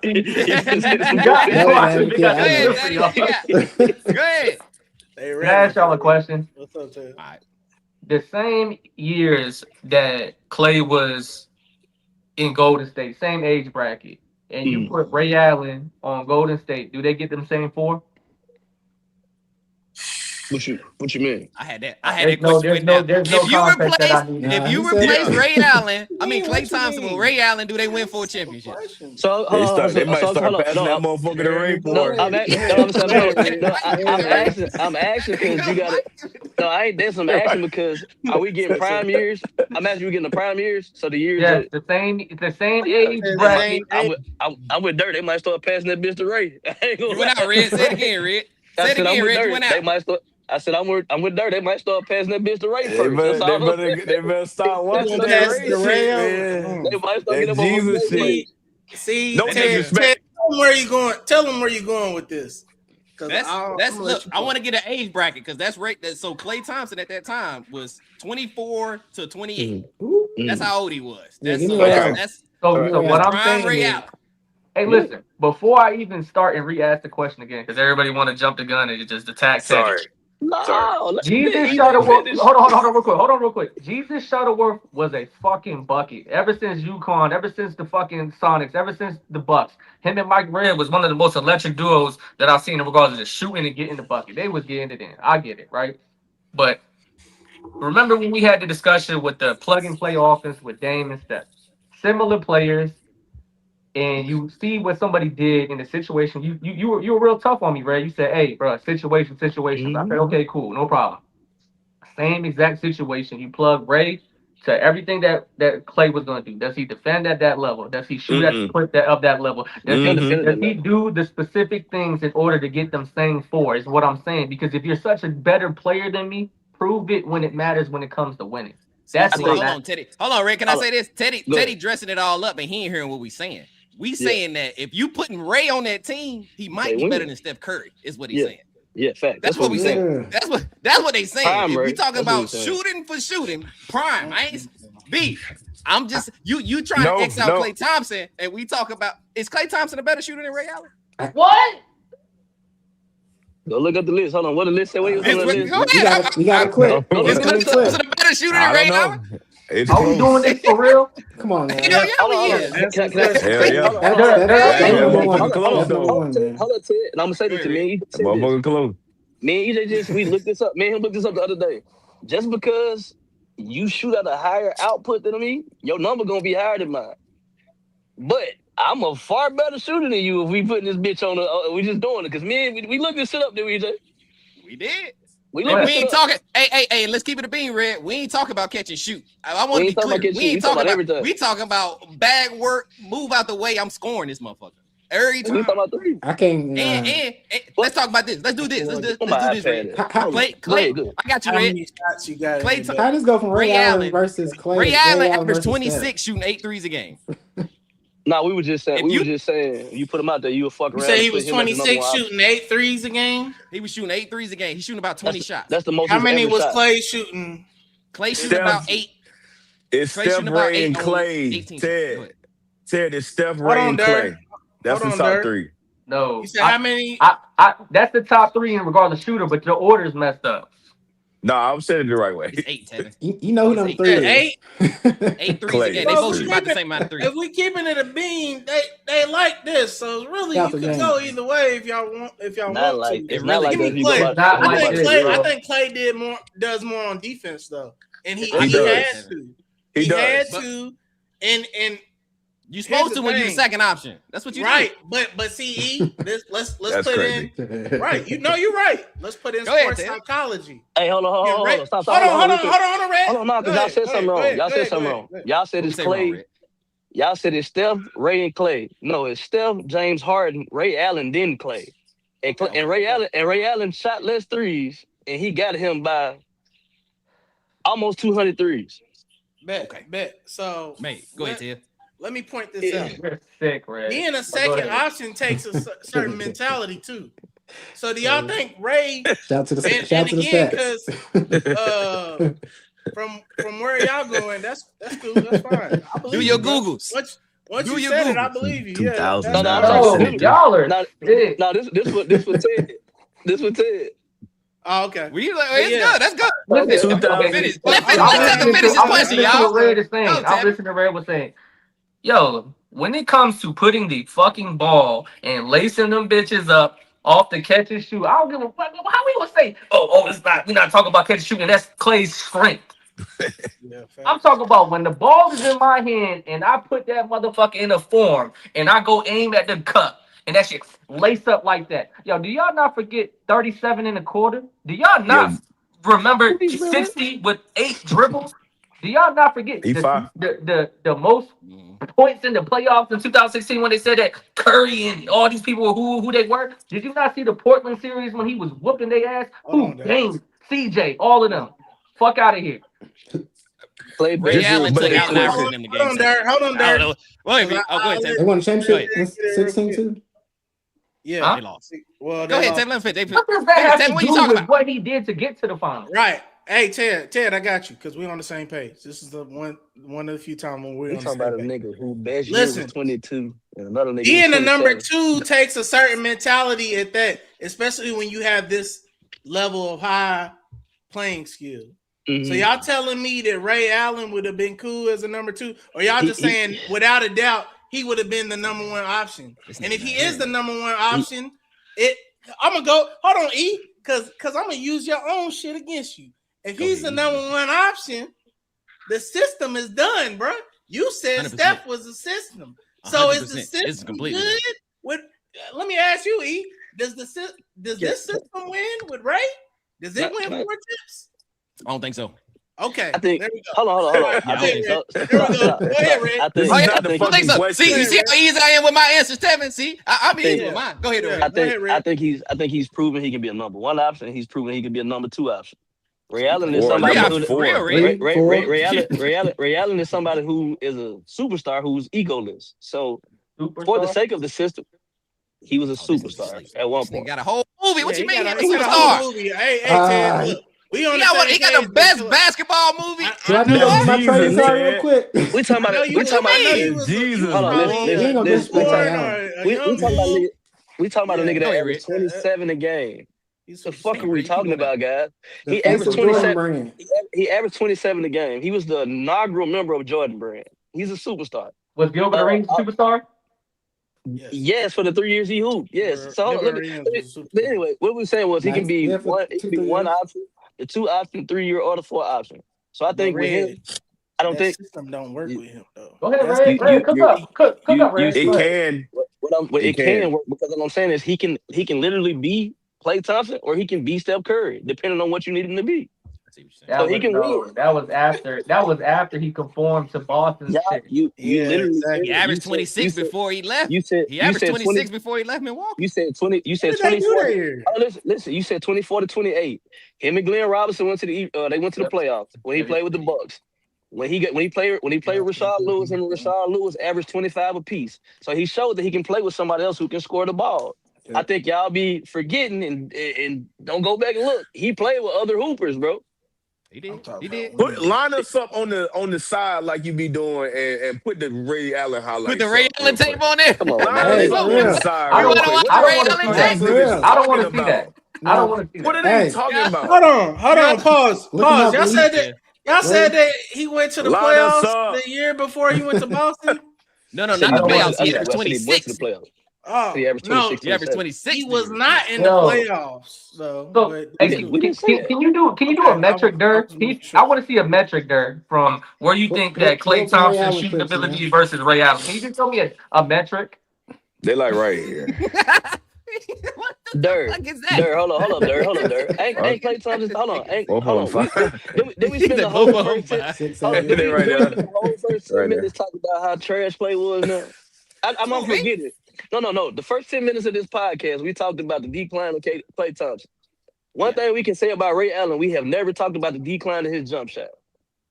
We have never talked about him being not a shooter. We've never talked about him. I wish LeBron James could pass Klay Thompson. That's true. We have right wait. And you a LeBron James fan. Hold on, wait. Time out. You a LeBron James fan.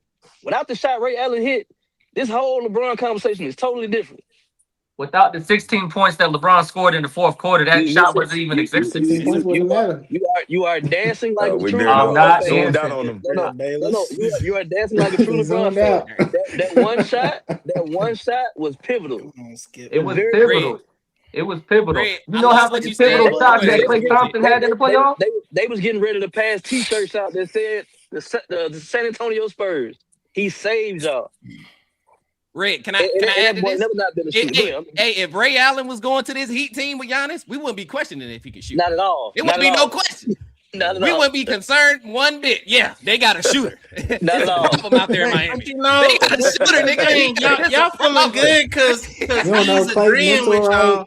Y'all feeling good because he's agreeing with y'all. Nah. Yeah, you know why, bro? They not playing.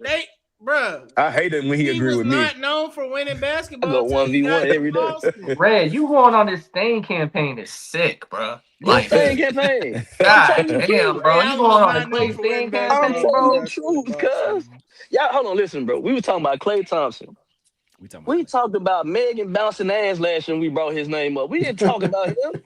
It's because bro was empty all season, bro. Fuck it. Just fuck it. If I'm empty all season, bro. If I am empty, if you saw Jesus, he got empty too. He was still hooping. You ain't see the movie. He had 2 on. He was still hooping. What's her name? Lala Bonita. She was tearing that ball. He was hooping. Yeah, I am a fan. I don't know what. Hey, listen, man. I want to go to Klay roster is better than Ray. We doing all this. It says in their prime. In their prime, who are you taking? I didn't say that. Ray Allen. They didn't say are they playing with Steph? Are they playing with Bron? It say in their prime. Who are you taking? You're right. That's true. That's it. That's true. We taking Ray. We taking Jesus. No, don't speak for me. And I brought the numbers there. He a better 3-point shooter, and he had a better year output. What makes him a better defender? Is he a better defender? You said what? No. You said what make him? No, he's not. I forget about the 2 lockout years too. I got a question for Tim. He said what make him better? Because y'all love stats on this show so much, and y'all love bringing up analytics. You love this show. That's crazy. I am number 3 all time, and I'm not playing no more. You still playing, and you still chasing the ghost of me. The fuck are we talking about? I'm better than you. The years for years don't even compare yet, bro. Like, and Klay was out for 2 years. How many years in? Let me go look at the Let me go back. In the clip. Hey man, can't nobody see your little bright screen? Show that shit, Tab. Show that shit, Tab. Let me see if I can make you big screen. It ain't clear and stuff, man. You know what I'm saying? Y'all can kind of see it. Look at him. Ooh, he was getting crazy. That shit got glares on it, bro. Man, it's EJ footage. That's why I look crazy. Wait a second. Hey, Look how quick they got that on YouTube. They got it on YouTube. Can we pivot before Red be let's pivot. Let's pivot real quick. Let me ask y'all. Do y'all thing, bro. Hey, I got Ray Allen though. We all got Ray. Teddy and Tev got Klay. I ain't mad. I like when they agree though. I like when they agree. I do like when they agree. Can y'all answer me this though? Before we keep going, hey, y'all in here, please like, comment, subscribe to the E-Lab podcast, bro. We do this. Man, just hit the damn subscribe. Hit the subscribe button, man. I'm tired of all this old, internet shit. Stop doing all this goddamn lurking and giving us 4 million and counting and don't want to give us 5K. This shit lit. Hey, that nigga Klay averaged 11 points last year, and he shot 76% from the free throw line. Yeah, I'm done. And they talking about is he can gonna y'all answer me this for my WNBA players? I need an answer. Here we go. Who is better, Kelsey Mitchell or Caitlin Clark? 1v1, 10 versus 7. Let's go. Why do we have to do this? I got Kelsey Mitchell though. I thought she'd be. I just need to know because they keep I want to like rehear how you asked the question. You are tripping. I'm tripping. Who is better, Kelsey Mitchell or Caitlin Clark? The better player. What aspect? Don't what aspect me. Who you taking right now? I'm telling you right now. If we was to rank the top 10 players in the WNBA, you said who would be in the first? They close Caitlin Clark. Caitlin Clark's better. Who they close there? Who they close there? Kelsey Mitchell. Talking about this year. Oh. Are we just saying this year? Time out. Let me put this in perspective. Wait, before you go on the full, is it this year or in I need the specific? I got it, Tevin. I want to know. I got it. I'm just waiting for the fluff to be over. Go ahead. Whenever they rolled whenever a basketball was bounced, Caitlin Clark was better. Where school did Kelsey Mitchell go to? Ohio State. Now I wasn't asking you. Huh? I want the rest of them to tell me. I want the rest of them to tell me where she went. Why that matter? Oh, I was just wondering because she's been better forever. That's why it matters. I don't know what Watson went to school at either, nigga. We talked about him for 20 minutes. Okay. I don't know what school that nigga went to. When Caitlin Clark got to the Fever, did y'all know Kelsey Mitchell? Yes. I did. I knew Kelsey Mitchell. You did not. I didn't know Kelsey Mitchell. Who are you saying no to? I watched it. W, cuz. Oh, my bad. Mute my mic. You don't even be knowing who's on your team sometimes. I knew what team? We're talking about Minnesota. What team? Just for example. But again, niggas on the team. Hey, that's your team though. That's your team. Fuck? You gonna run down the whole Texas roster? Bruh. Y'all just we've known each other for a little bit over a year. I fuck with the W, bro. I've been fucking with the W. You can fact check that if you want. But go ahead. Bro.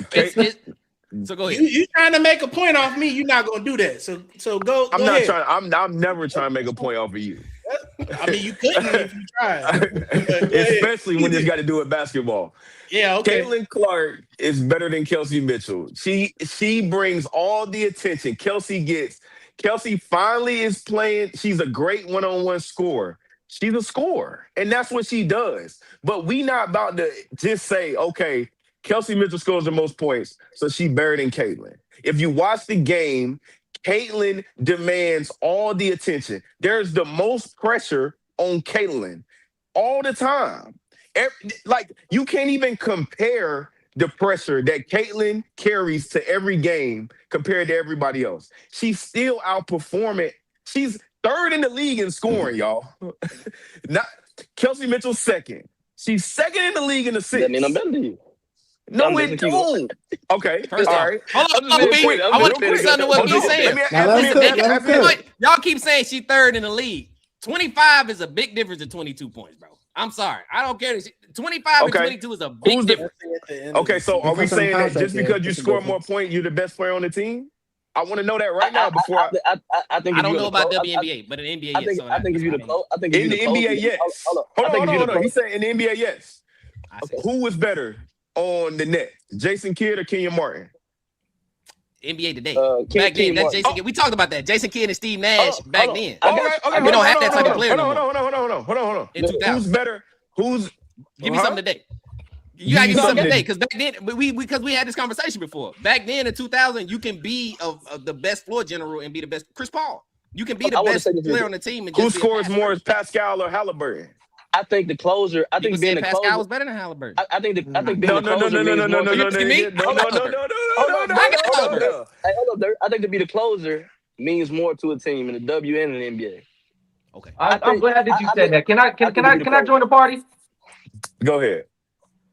I want you guys to realize this of the effectiveness of scoring. I want you guys to fucking listen to this real quick, because we talk about consistency, we talk about scoring, we talk about number one option. Did you know that when Kelsey Mitchell is the number one scorer on the team, they're 9-11?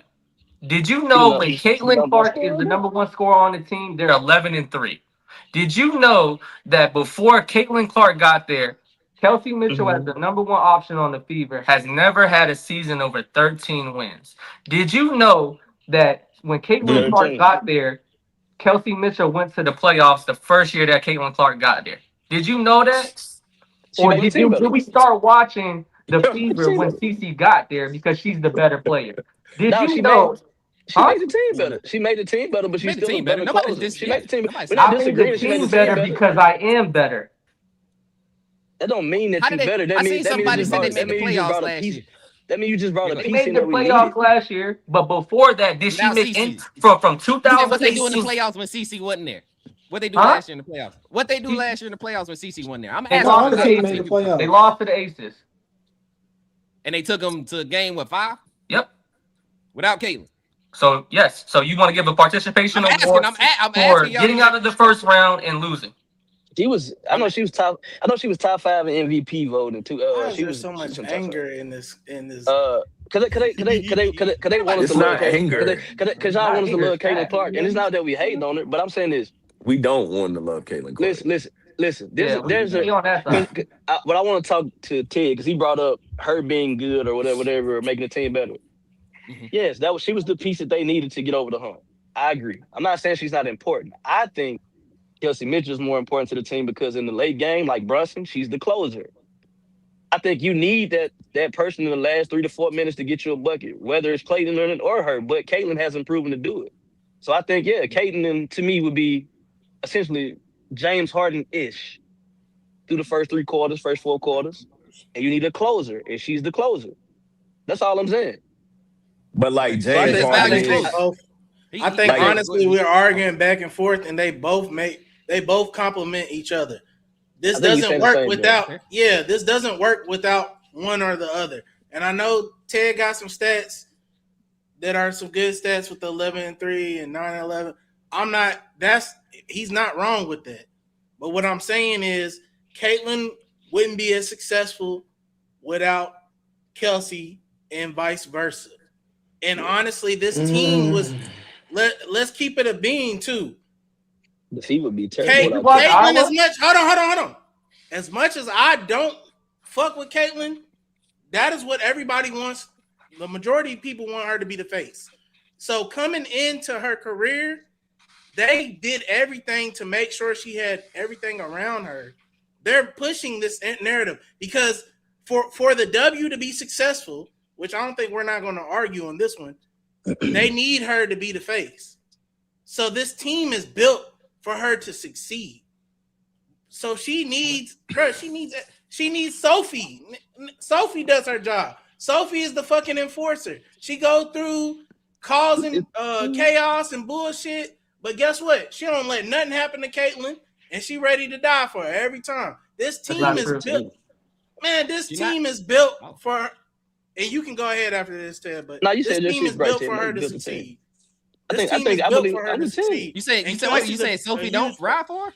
Ted, Sophie don't ride for Caitlyn Clark? I'm with Tevin though. I feel like I was just saying I'm with Tevin though. I feel like this team is built for her and it's suited for her.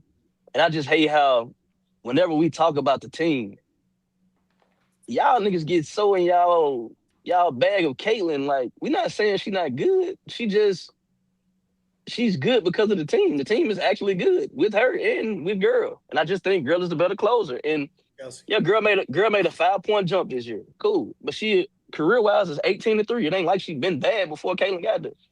They were just in a fucked up situation with the Fever. The Fever wasn't good for years. Hold on. And how good is Leah Boston out there? Leah Boston be hooping too? Yeah, Leah Boston's there. Leah Boston came out there the year beforehand. But what I'm saying is before we they got a good team. Before they go, the Fever was bad. And they started getting building blocks to be good. They started doing almost essentially what the Warriors did. They started getting piece by piece. Mm-hmm. And the big piece happened to be CC. Cool, she's the big draw off the board. But we're not going to act like there's not a good team and that, that they wouldn't be a good team without it. That's all I'm saying. You know why that happened, though? You know why that happened? I was a bad team. I couldn't get no wins. Everything was empty stats. I got Aaliyah Boston as a number 1 pick. And then I got a number 1 pick the very next year because I didn't get better. I asked for help. I got the help, and I still couldn't win. You get a number 1 pick, and you get a number 1 pick the following year. 9 times out of 10, that means you never got better, and if not, you got worse. So you asked for the pieces, and you got the piece. You got Odyssey Sims. You had a lot of people come in. Natasha Howard. You got a lot of good players that went to other teams and made immediate impact. And you had those particular players with Kelsey Mitchell, and it didn't work out. And then now you get this player, and now all of a sudden you're winning, and you're getting great numbers.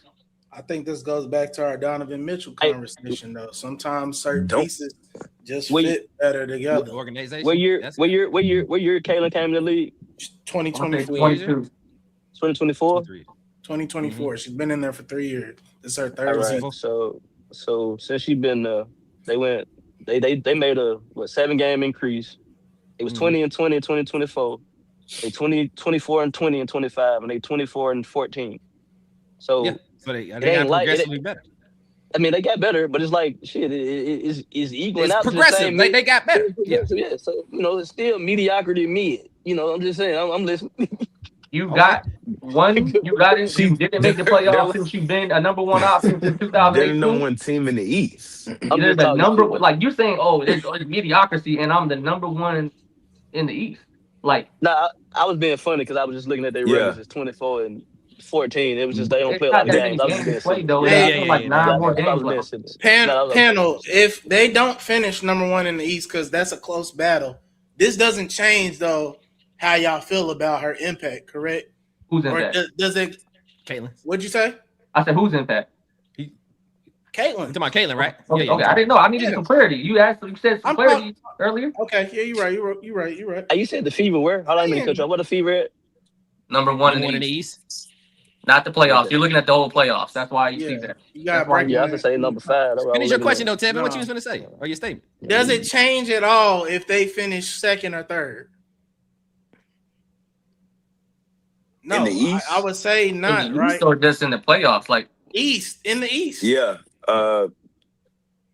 No. Yeah. Nah, it don't change how you feel. How about this? Can we? Oh, you say it does? It does change how you feel. I mean, if they drop in the playoffs and they not, if they 2nd and 3rd in the East, and that mean they like a 8 or 9 seed in the standings.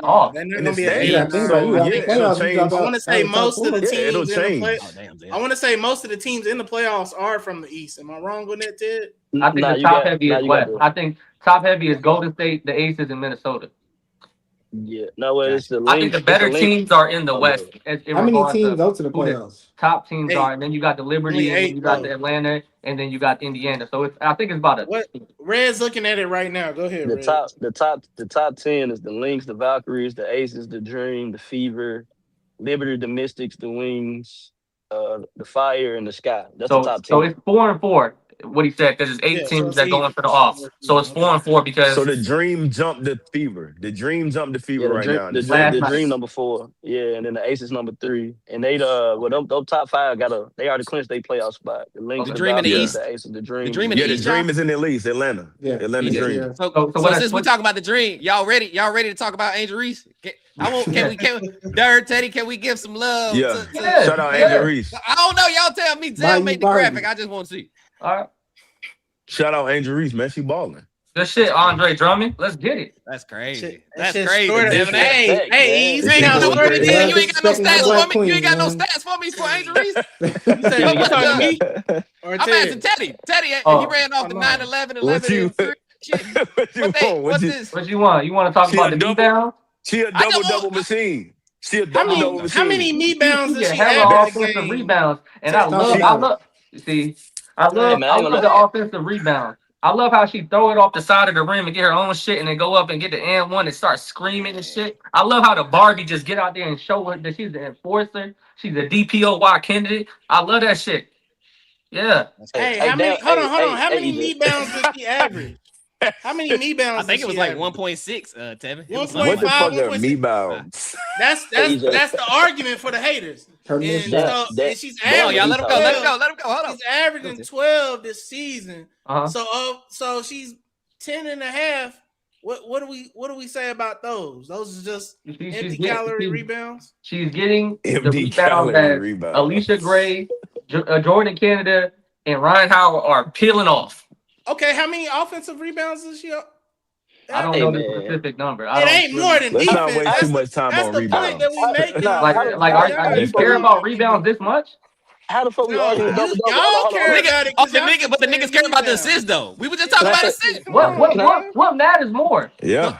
Rebounds. Finishing Niggas, the play. Rebounds can't matter. shoot. Rebounds. Y'all think rebounds mean more than assists? Bro, if I'm gonna if assume you you ain't never same had level. to lead in rebounds, and that's okay because I've seen some highlights of you. You got a jumper, you can shoot, but for you, it probably don't matter to average and high in rebounds. Have you led the league or whatever? No, I'm not. It's not a shade, bro. You gotta quit taking everything personal. It's not a shade, but for you, it's easy to be like rebounds don't matter because you a guard, bro. Like no, I didn't say rebounds don't matter. I even said it on the last pod. I told EJ, I said when it comes to a defensive assignment, you have to be able to rebound and finish the defensive set. Right. That is what I said. I said the defensive rebounds are very important. Is the hate. That's unnecessary hate. Rebounds is a hate. Rebounds is the way they use the hate, is what he's saying. Red, what you about to say? Go ahead. But hear me out. You brought up assists, right? How many is this Caitlin average? I'm just asking because you brought up the most. Leads the league. Nigga, what's the number, nigga? Like 8.4. What? 8.4. Some shit like that. 8.4. All right. She averaged 12 rebounds. So essentially, her rebounds create offense as well. Yeah. So what I'm saying is they are equally as important. You got one that averaged 6. She averaged 16. She averaged 12 rebounds. She averaged 3 assists, and at least I think 1 or 2 steals a game. So she's doing what she has to do for her team. I don't understand why we not. I don't understand why y'all telling me this, and I said good shit. What about Connie? Yeah, because you started. Because it was backhanded when you said me. Yeah, right. You don't be like, I don't understand. You understand. You understand. Hey, look. We're playing games. Dirt, you from the A. From down there. What's up, baby? Hey, look. She averaged 2 steals, y'all. My fault. She averaged 2 steals a game. What's up, B? I think I'm about to start tapping in with the Dream. Like I was just talking to somebody. Like I think I need to go WNBA. Give me a WNBA team. But that's crazy. I like the entire team. I like the entire Dream squad. They have a legit. They got a nice squad. I like Angel Reese. I'm not saying. Hey, Derek, you see how it works when you got a squad around you, bruh. I'm just saying. All the WNBA teams got all the good teams got multiple girls on their team. My Sparks are not good. I said all the good ones. Top teams. We look good though. All the good teams. Shout out to the Sparks because they got some baddies on the team. Tevin, let me say this. I don't like how Dirt ain't got no love. You ain't got no love for Angel Reese and Ryan. I'm just saying. I'm not like, you ain't got no stats, nigga.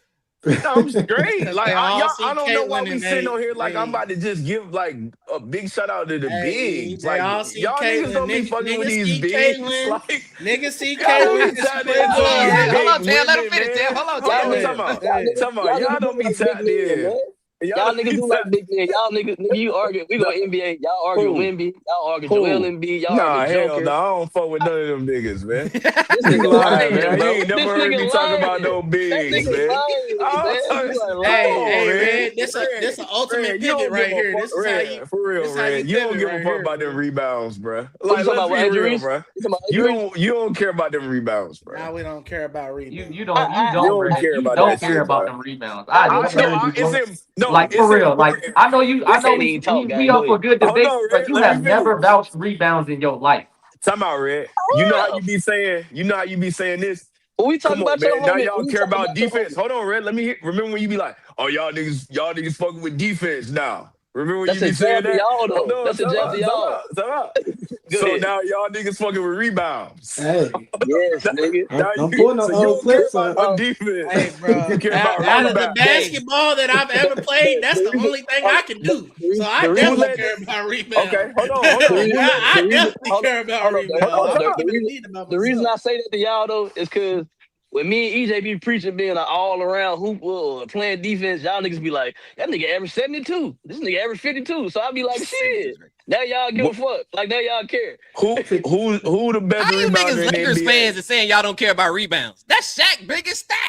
35 and 15 in the finals. Come on now. Hey, hold on, E. Come on, man. Ain't nobody ever said nothing about Shaq rebounds, man. Don't We say don't y'all. That rebound. You y'all, got Shaq talking on and niggas. in the same breath. There's 3 Laker fans. There's only one who don't care about rebound. Don't Say say gotta y'all. be Dirt. I'm surprised at Dirt. Yeah, I I'm don't surprised give a say y'all fuck. say Dirt. I don't Say give a Dirt. damn about them Put a rebounds. stamp on it. You know what you do care about? Buckets. Because Buckets, Kobe you is got a that. bucket, and Kelsey Mitchell scored better than Caitlin Clark. How about Oh, that? you see how you got Only off a couple of Reese? I points. see we talking about buckets. I see how you got I off. want Dirt to tell me why because now he care about assists. I like assists though. I do like that. I'm a guard. Hey, I like that. Red, you like You that? ain't never passed the ball in your life. I'd have played this all my life. That Crazy. nigga Don't pass the ball. See, it's a bad narrative. That's a bad narrative. I just want narrative. to say we had about 4 times. I only got the ball from the nigga about 3 times. Nah, that's never crazy. seen Get me it out pass the the net, ball. nigga. I don't even know what Get it that out the animation net. looked like. I don't even know going to what get a that bucket. animation looked like. Hey, Get it out Red, that hey, net. I just want to say when rebound. it came to Angel Reese playing bad, Caitlin Clark playing good or bad, we had power defenses. I'm talking about James St. Patrick was on trial. We had you feel me, Proctor, and we got Terry Silver up there when it came to that shit. But then when it comes to Angel doing cold, then we just shout out to Angel Reese.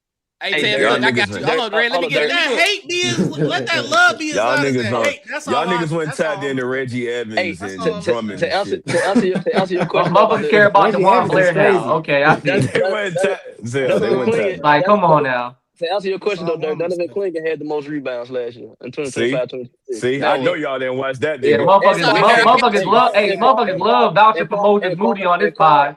And Carr Anthony was number 2, and he made a big difference in winning the championship. Now what? EJ. Hey, let me do this, Dirk. I'm gonna go ahead and give y'all my hooper of the week. We're gonna bring it back, man. I got Angel Reese, man. I'm gonna read all these numbers for you, man. 21 points, 10 rebounds, 4 assists, 4 steals, 20 points, 10 rebounds, 8 assists, 3 steals, 31, 14, 2 and 4. She ain't miss a shot. Who she did that again? She ain't miss. I don't know who it was. I ain't watching. One of them. Hey, E. One of them was the Aces. One of them was the Aces. She had 31 against the Aces. Wilson. Yeah, 31 against the Aces. So that's my hooper of the week, man. She went crazy against my Sparks. Hooper of the week, man. What? LA fucked up by not drafting Angel Reese. Every time she go to LA, it's only. I know. Every time she go to LA. Who y'all got? Hooper of the week? Hey EJ, just to be funny, Dirt on some black. He don't support black women.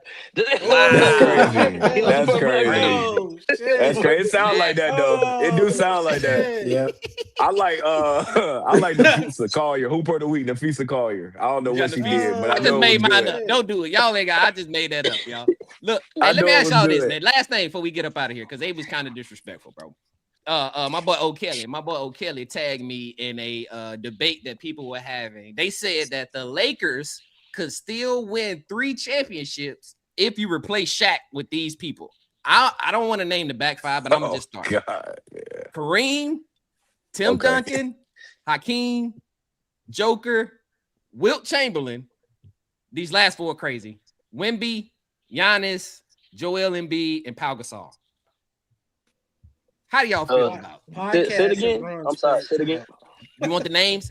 So you can replace Shaq and still win 3 championships in that 2000 series, y'all, or 2000 and 2002. Kareem, Wilt, Tim Duncan, Hakeem, Joel Embiid, Joker, Wemby, Pau Gasol, and Giannis. There's 9 people that say you still get 3 championships, bro. I don't think any of them have the mental capacity to deal. Well, maybe Kareem, that probably would have worked because they both like are we gonna die for this shit.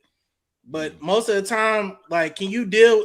Is your ego big enough to deal with Kobe getting on your ass? Pause. But I'm just saying, like, everybody can't work in the same. Motherfuckers think they can, but sometimes there's certain personalities you can't work with. So I think it's just easy to say that shit, but stop the cap, bro. Don't disrespect Shaq. No disrespect. No disrespect to Shaq. I think Timmy could have got one. I think Timmy could have got one. I think 3 red. We saying 3, all 3. No. I think Timmy could have got. Timmy was a dynasty himself in the league. Yep. I agree. Then Hakeem won 2. I agree with Hakeem. I think who you said you said Kareem, right? Kareem, Wilt, and Joker. Yeah. Joker and Kobe. That Joker shit. I don't know about Joker, but no, you know what though? Because he can't play defense. Who you said? What's the last 2? I missed the other 2. Wemby, Giannis, and Pau Gasol. No. And I kind of gotta say I probably got to say Paul because Paul won 2 already. So they went to 3 red. That was gonna be my sleeper. I was like, damn. So I was gonna say, so out of them, four out of them 6 could have won. I think 3 maybe. We gotta clip this up too. Because who was the no? Because I was gonna say you gotta think about who they played in the championship game. Like once they got past the Western Conference Finals, that shit was kind of a cakewalk.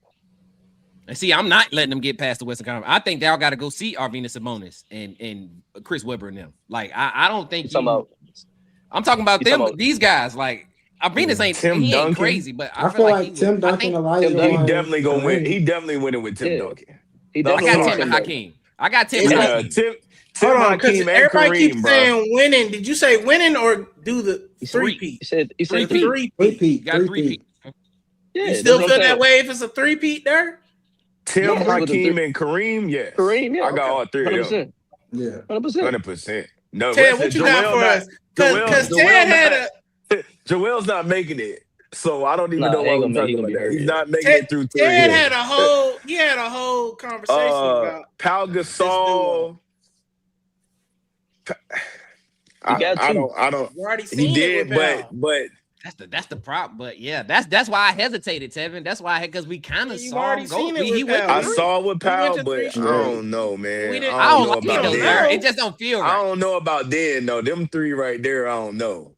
Maybe when the ones who was he playing against? The Pau team, Pau was on fits go him West better. Finals, if you put Pau, no, I'm saying I think the West was better.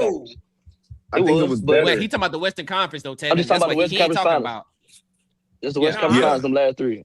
Even with the Western Conference, I'm saying you got to think about team alignment. You putting Pau on that team we had back in the day was not good. This goes back to what Teddy. Hold on. This goes back to what Teddy. I got you, Red. This goes back to what Teddy said. That's how powerful that duo was. So you saying you're replacing one half of this arguably greatest duo ever with Pau Gasol on a team that's not as good as the team he only got 2 on. I just said he's not going to win it. I'm thinking Pau not going to win it. But I think then also replacing them with other people too. Shaq was putting up 35, wasn't he? Can they? You gotta say because they beat Shaq, bro. Can they beat Shaq? That's what they had to beat. That's what they had to beat. That's why I only said Kareem, Tim, and Hakeem. I love Tim. Tim is not Shaq, bro. Tim played the game a whole different way, bro. It's a whole different style and a whole different way. It don't matter. It's still bucket. It's still no, it does matter, nigga. Because it does not matter, Tevin. It don't matter. It rocks. It matters. It matters. Ted, what you got for us? Oh, Ted, go ahead. What you think? Real quick with Tim Duncan. Tim Duncan might be a better on-ball defender and shot blocker than Shaq. Yeah, like what is he got? What is he talking about? So he makes us totally better on offense, and he's a better shooter. He can stretch the floor.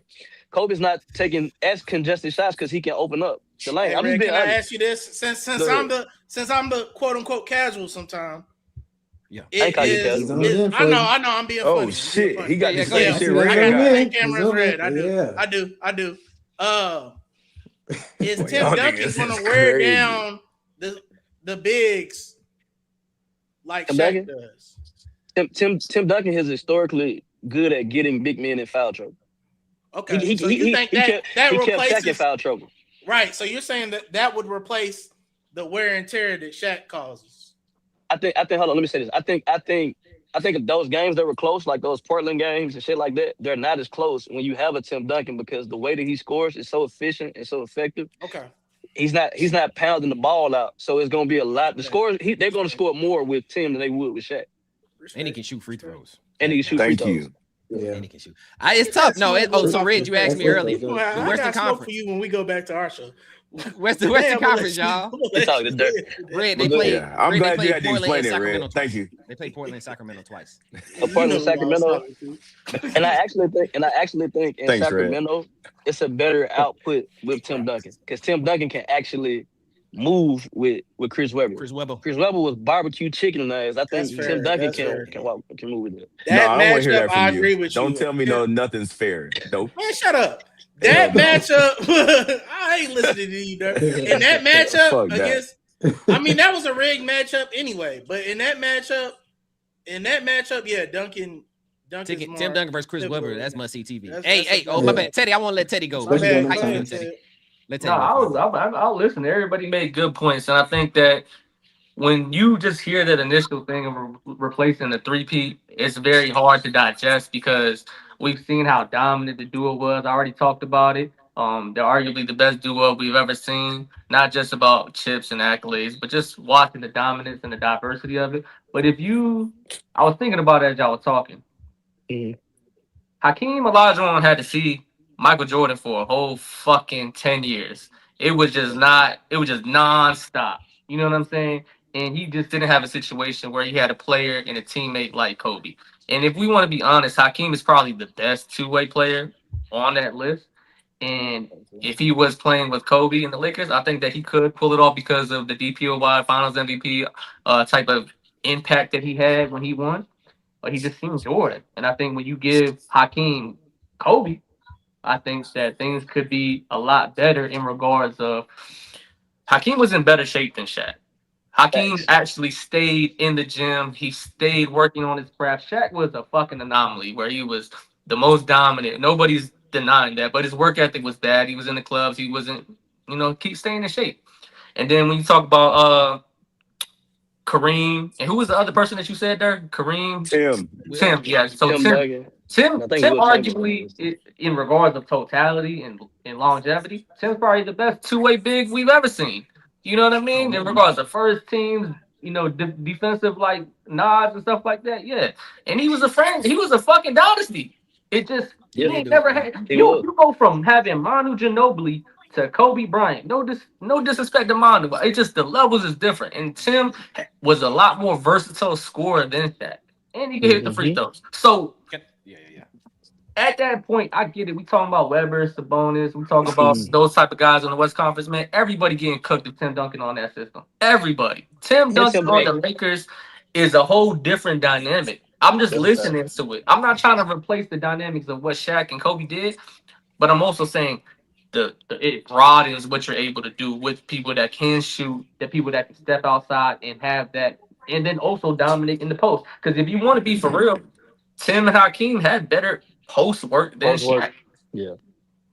And Tim kind of had his own dynasty in that same time frame. Yeah. When the Lakers were winning, a dynasty on top of somebody having a three-peat in that same decade. I was just gonna say it was in the same decade. So when the Lakers weren't winning, the Spurs was winning. And it was pretty much. So it's not crazy. It's not a crazy. It's not a crazy ask. But this is the only caveat I want to ask, fellas. Kobe Bryant in 2000 wasn't Kobe Bryant just yet. Sure. So I want y'all to hear these numbers that Shaq had to get in these finals, bro. This is his numbers. These rebounds like y'all don't like. I'm about to say 43 and 19, 40 and 24, 33 13, 36 and 21, 35 11, 41 and 12. Mm-hmm.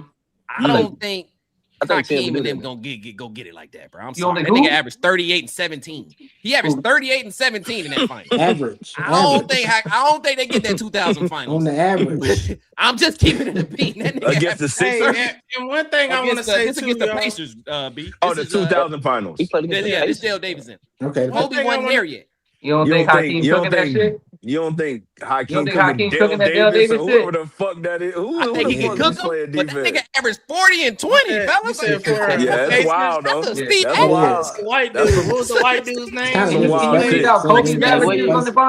You said 2000? 15 that series. Yeah, the 2000 finals. Yeah, it was the white averaging. What was that dude's name? Rick Smith. He averaged 15 and 4. There we go. Yeah, he's 15 and 4. Kobe averaged 15 and 4 in that finals. That's what I'm saying. That 2000 is tough. Pau Gasol ain't get you that. I tell you that. Pau ain't get that. I just want to say this too, for clarity for me. Hey, clarity for the audience to understand me. I like ifs if it's about things. Jokic might cook though. Yeah, I like ifs when it's about a team that didn't win. I don't understand if I understand it, but I don't like it. When we're talking about ifs with a team that won, like who cares? Like if it ain't broke, don't fix it. That's where my mind automatically goes. Yeah. And some of y'all haven't probably seen the clip that he's talking about. I have. They were so disrespectful in that clip, especially when it came to naming other people besides the three that we're really talking about. Yeah. So that's where I'm like, listen, Shaq can do all the dumb shit he does, and we can get on him, and it can be annoying. But y'all got Shaq fucked up, especially when he just reads off those. Yeah, stats. when you put those stats in, that put it in a different perspective. That's why there was a reason they were arguing. I still got those three guys, but that's a lot to replace. Yeah, that's a lot. You think Ben Wallace was going to shut down Tim Duncan in the finals? Because it might have been 4P while you at it. I'm gonna add this to disrespect. Yeah. See, but that final, we gotta put a caveat on that final. The mentality was fucked up that year. And I don't think we have that mentality if Shaq's not there and Tim, because we don't have. I don't think Tim does anything that Kobe could throw him under the bus for. So. I think Tim and Kobe would be on the same page. Like I don't think they would be on no bullshit. But I want people. I think you're gonna have Rashid probably guarding him too, though. You might have Rashid. Should get cooked too. Fuck you talking about? Kobe did have a bad series. Yeah. But Kobe also averaged like 28 points a game that season to get them to that point. Yeah, he's only talking about. He averaged 28 in 2000. 2001. Not 2001, Red. 2000. 99 to 2000. 99 to 2000. Oh, he averaged 22. He averaged 23 points a game. He averaged 23 points a game. Which ain't bad. I'm just saying he's not the Kobe that we're thinking about. Because when we think Kobe, I'm thinking 28 a game, 30 a game. Yeah, but what I'm saying is, but hear me out. So he was at 23, right? For the season. He had a bad series. He had a slump. We'll give him that. I think they would have been in good enough position for Tim to do that. Just being honest.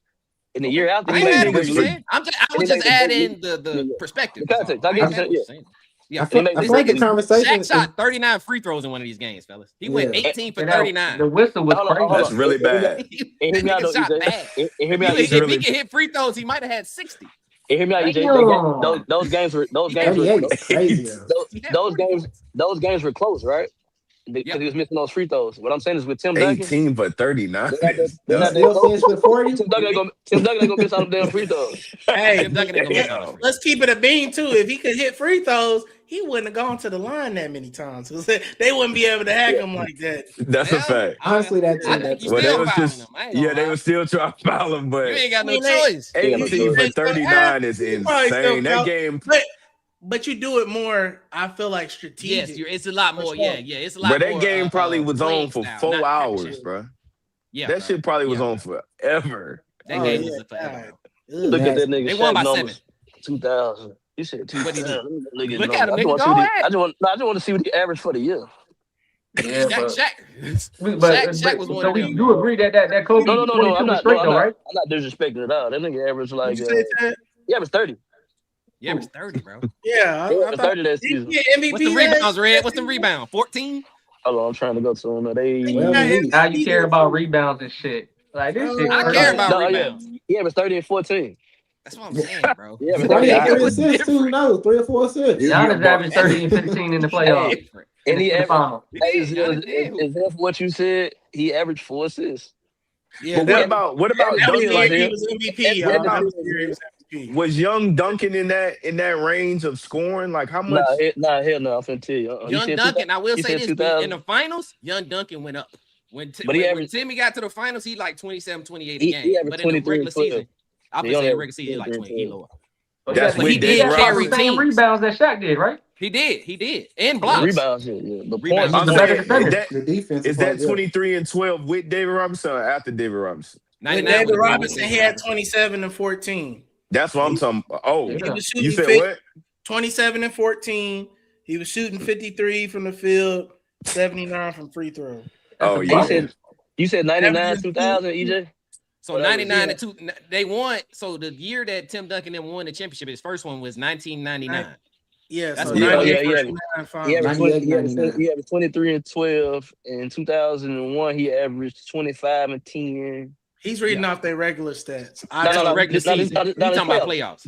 Yeah, I told them what he did in the finals. He did 27-14 in the finals. He went crazy in the finals. Yeah, that's what I'm saying. 99. That's what I'm saying. Tim Duncan get to the finals, he do go up. 100%. Yeah, so he getting crazy. But I don't mind it. Like I said, I don't mind it. I just thought it was disrespectful when they started naming those other guys. Yeah, I'm not going too far with it. I'm not going too far. Other guys, I was like, all right, Giannis, Joe, come on, man. Okay. I think only Tim Duncan and Hakeem kind of makes sense. Everything else is kind of shaky. Play style. And Hakeem won 2 without Kobe, right? He won 2 with Drexler or somebody. I like Kareem too. Kareem. I think Kareem is in that. I think Kareem's in that. Hey, I'm gonna say this though about Shaq. Crazy buckets. Yeah, Kareem hooked like a motherfucker, right? Yeah, I mean, in the playoffs, Shaq didn't average no less than 29. No less than 29 and 13, bro. Because that first one, he averaged 30 and 15. He averaged 30 and 15 again, 28 and 13. What it is, 27 and he was getting crazy. Yeah, it was wicked. It was wicked. But Kareem was getting. Kareem was getting money too. It was crazy. That's why you guys. What he got? 6 MVPs? 5 He shot like 14 free throws a game too. He shot like 14 free throws a game. Yeah. Come on, man. Let's get up out of here, man. Y'all got anything else? 40% from the free throw line, though. That's terrible. How much? Hey, I got one thing to say. God damn, that's broke. I got one thing to say, man. Hey, L. Jax, go get you another MVP, bro. And just get it done this year. I know Ted don't like hearing that. I mean, all of us really. I don't. No. I'm saying because you're Chiefs. Yeah, Chiefs, and you didn't let me finish. I don't like hearing it either because I want my Texans to win. But the disrespect for Lamar is just ungodly, bro. Like, and the shit they keep trying to put out there to water him down. It's just insane, bro. All I'm saying. I've been looking at the Jacoby Lane. I hope he's what he is in practice. But me too, man. Me too. Yeah. It's nasty work, bro. And they're trying to say it's not a race thing, bro. But it's like, come on, man. If it's not a race thing, why is it that we see these winning black quarterbacks? They got all these caveats, but the losing white quarterbacks, it's just not their time yet. They're going to get there. You gotta be patient, especially Dan Orlovsky, bro. Like every time I see you, boy, listen, you know some football, but you should not be the pitch man on this. We got a clip of you running out the end zone. Thank you. And getting a safety, bro. Like it waters down our argument. You can say that's bullshit, but I'm telling you, when you put that up, people don't think you know shit instantly. I know you know something. But again, you keep going up and down with your convo with Lamar Jackson, bro. All that shit's That's it, bullshit. bro. We don't. Y'all know L. Jackson's him, bro. They try to water down the Russian. They say, oh, well, they got Derrick Henry. Derrick Henry's getting to eat because he's with Lamar Jackson. He was eating at Tennessee. Don't get me wrong, but he loves it here. I promise y'all that. I promise y'all he's happy that Jerry didn't offer him some bread, bro, because he was gonna go to Dallas. But I know he's like, hey, Jerry, shout out to you because I'm where I'm supposed to be, bro. Every time Lamar Jackson in the backfield, you are afraid. If he's healthy, especially when he's healthy, you're afraid. You don't know where the ball's going. That's true. And when you don't know where that ball is going, a motherfucker, they said J.K. Dobbins' best season was with him. He was averaging like five yards per carry. And I know Durr will tell you, I would never believe J.K. Dobbins was averaging no 5 per carry. And that's the effect of L-Jax, bro. Put some respect on that man's name, bro. Quit playing with him. And L-Jax, please shut these motherfuckers up because I'm tired of the bullshit. That is true. That was good, man. Hey, let me get 30 seconds. Let me get 30 seconds since Kevin did that. Hold up. Oh, go ahead. All right, so saying what he's saying, he got 2 MVPs, and them receivers he had, they never really been top tier receivers. And I hear like when Tevin always talk about Matthew Stafford having all those great receivers. Okay, this is for the Cleveland Browns. That whole quarterback competition, I don't think it matters because the receivers are non-existent. Terrible. Like when I see them throw interceptions, it's always the receiver's fault most of the time. Yeah. So I feel like a lot of times we got to start looking at the quarterbacks and then look at the receivers before we start judging and talking about them, because a lot of people would say Watson and Shedeur Sanders, they not whatever, but it's like it's hard to even judge it with those receivers. You know what I'm saying? Like that's all I gotta say. I was gonna ask you, was Jared? Yeah, do y'all think Jared Judy trying to get over on my boy Shedeur because he be hitting him right in the hand? Weird I think he just don't know how to catch. He's a jag, bro. Thing. Hey, Red, he's a jag, just like Steve Smith said. He's just another guy. He hated when he heard that, but it's the truth, bro. You was supposed to be Jerry Judy. You was supposed to be that guy. You're not. You always complaining. You be arguing with Shedeur on the side. It's weird, bro. Like you said, Red. Nobody want to see that bullshit. Judy was supposed to be elite in that receiver. He was arguably the best receiver on that Alabama, coming out on a loaded Alabama roster. Especially, a lot of people were saying he was the best route runner on that out of all of those guys, and he just drops passes. Like it just ain't no way else to. It's nothing else to explain, and that's supposed to be your number one guy. If your number one guy is Jerry Judy, then we don't even need to talk about quarterback competitions. Exactly. At the end of the day, they not putting Shedeur in a position to be his best self. They don't. They drafted him 5th round for a reason. They've been trying to sabotage it. That's all this is. It's nothing more than that. It don't take this long to figure out who's the starter. Do you want this? Just pick one. Like, you done seen enough football. They play the same way. Mm-hmm. The line is subpar. The running backs are okay. The wide receivers ain't no good. That's it. So just pick somebody. They won't do it. Yeah. From your eye test, who should be the starter? From your eye test. For me, the way the NFL is set up, ideally you should put your confidence in Shedeur and try to get off of Deshaun Watson. Because what you really want in the way the salary cap is, you want the young QB that's not getting paid a lot so you can build around him, and you're not getting hit on the salary cap. Deshaun Watson making too much money. And if he not separating himself enough from Shedeur, then that's what you need to be trying to get off of. Shedeur making 5th round money. He making 5th round money.